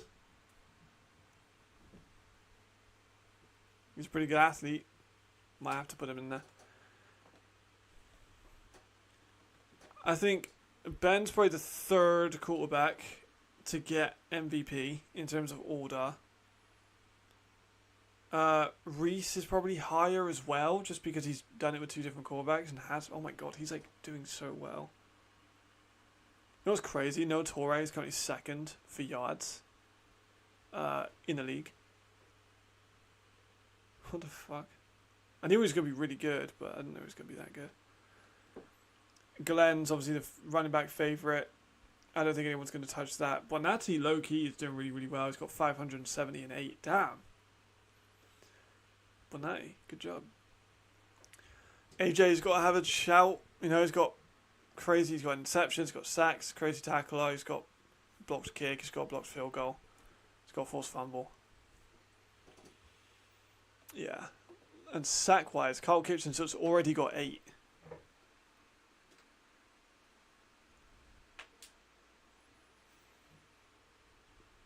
Carl Kitchens has got 8 sacks already. Isn't the record 17, 16? Yeah, 16. So the sack record is 16. He's kind of on pace for it. Of course, you've got to take that Torre fact with a grain of salt because they, other teams haven't played. Like, for example, Meyer is about 100 or about 50 yards behind him, and you would expect him to be more, get more than that against the Mercs. Same with Aaron Jackson as well. But Redeem has been good for the Prague Lions. He's got 300 odd yards, got a good amount of touchdowns. Performed well. Return, we finally saw Devin Burrell score a fucking return touchdown. It's been too long. We've had so much less kickoff returns this year too. We've had four in 6 weeks. That's been Chad. That's been Devin. It's going to be Jackson. The crazy thing about Chad is I'm not really going to talk much about his return duties. I got so much I want to talk about with Chad, but none of it's really his return duties. Which is kind of crazy. A player that standard of that high level of a return man, I'm kind of just gonna be like, he's a good return man. Now let's get to what makes him a good safety. And why I think Cologne used him wrong. That's gonna be the big thing. But I'm not sure how to title it. Because I feel like the title I want to go for, people are going to consider that to be disrespectful. The title I would like to go for is how Chad Walren went from a decent slot corner to one of the league's best safeties. But people take offense if you don't say they're amazing, People are going to be like, oh, what, you started calling him average? Like last year he was kind of average and he has performed better. Because they was using the wrong scheme.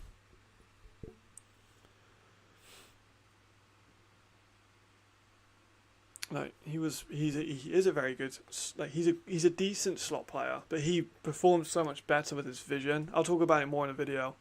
His vision and play reading is so much better at safety.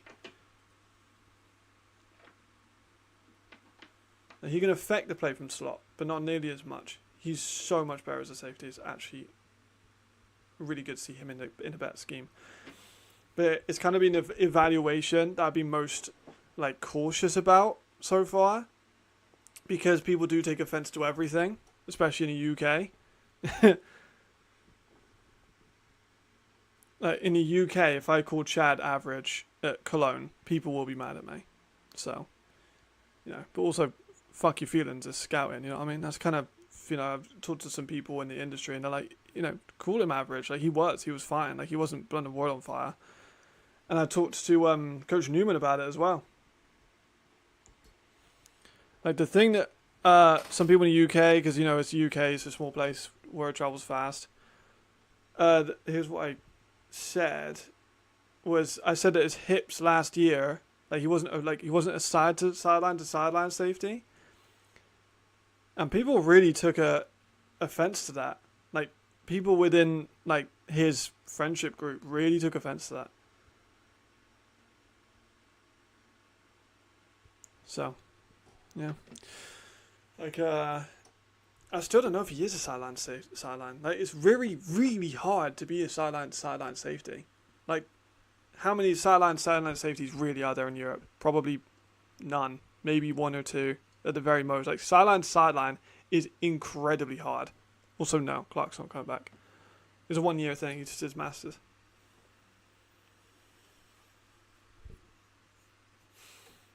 Yeah, Jay just did his masters though.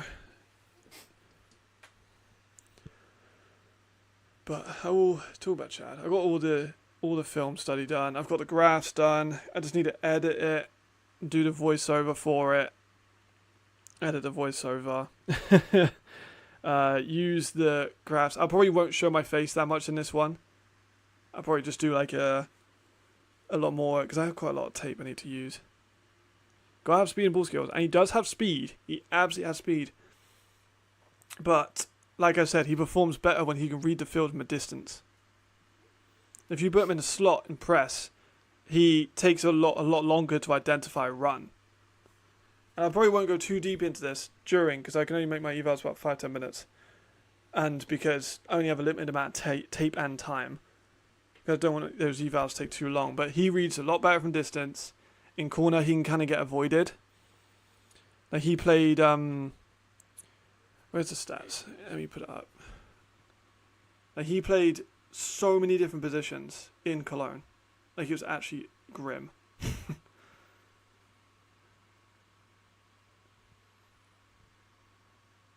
Where is it? Let's see, I'm going to find it. The UE coaches chat is full of shit anyway.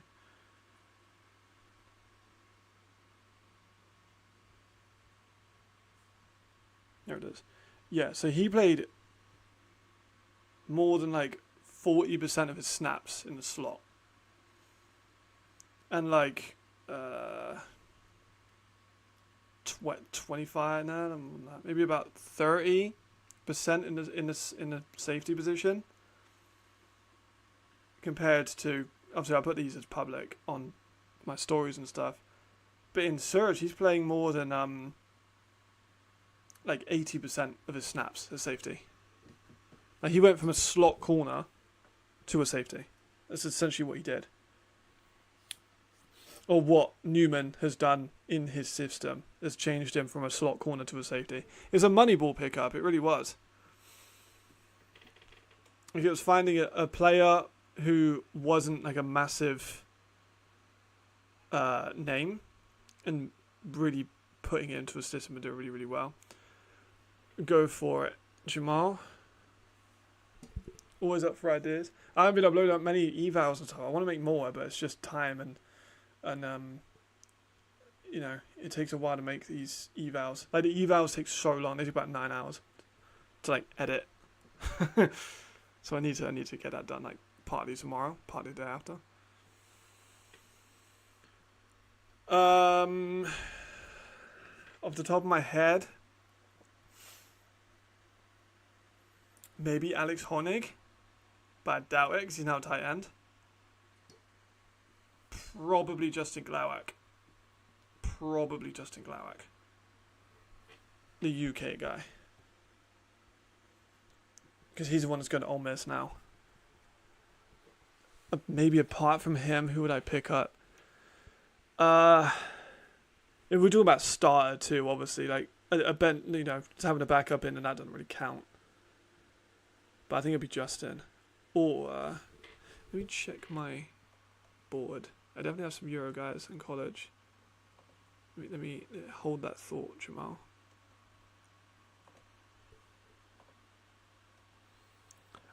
Right, so there are only a few quarterbacks in college that are European, and 2 of them play at a D3 level, and Justin's the only one that plays at a D1. I'm not going to count Alex Honig because he's now a tight end, but I think that he would be my number 1 guy. But that is probably worth a video. You know, I'll do that one. I've got to do that. I've got so many video ideas, man. I wish I had an editor. Like, if I made money out of doing this, an editor would probably be the first thing that I'd do. Can you build a roster with an average or good? Yes, I would say so. But I think I'd definitely be willing to make that. Here's the idea, because I don't want to get a reputation for saying I'm going to make videos and then don't, because I worry that that's going to happen, because I've made so many like promises of videos and then they've either been shelved or I've just taken too long to make them. The London one I have fully filmed. I just didn't like the way it came out. Like, I did all the research, I did all the graphics, I talked about it for over 3 hours because it fucked up the first time, so I did it the second time. I have all the film and footage and audio on my computer. I just really didn't like the way it turned out. It was boring. It was like really surface level stuff.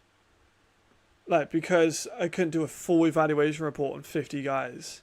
Some of them were like, he is a tall receiver and he has length and I like him. So-and-so is a tall receiver and he has length and I like him. Like, it was boring. It was really boring. So I don't really know how to format that.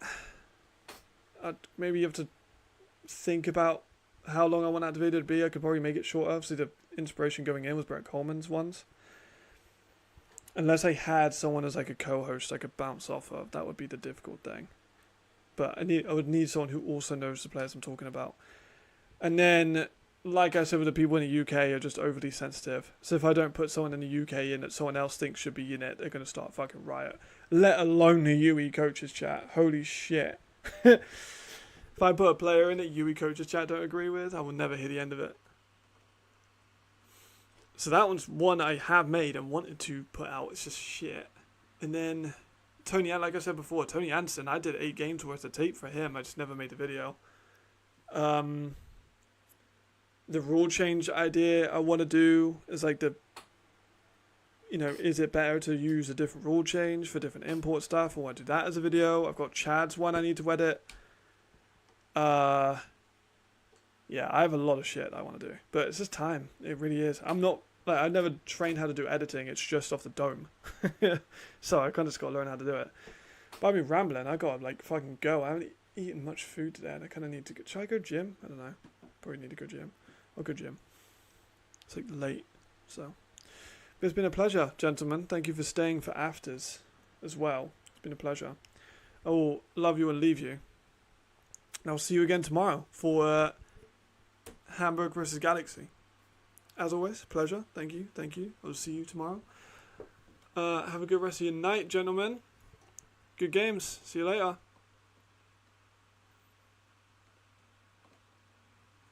And just make sure everyone's all caught up in the chat. There we go. Right.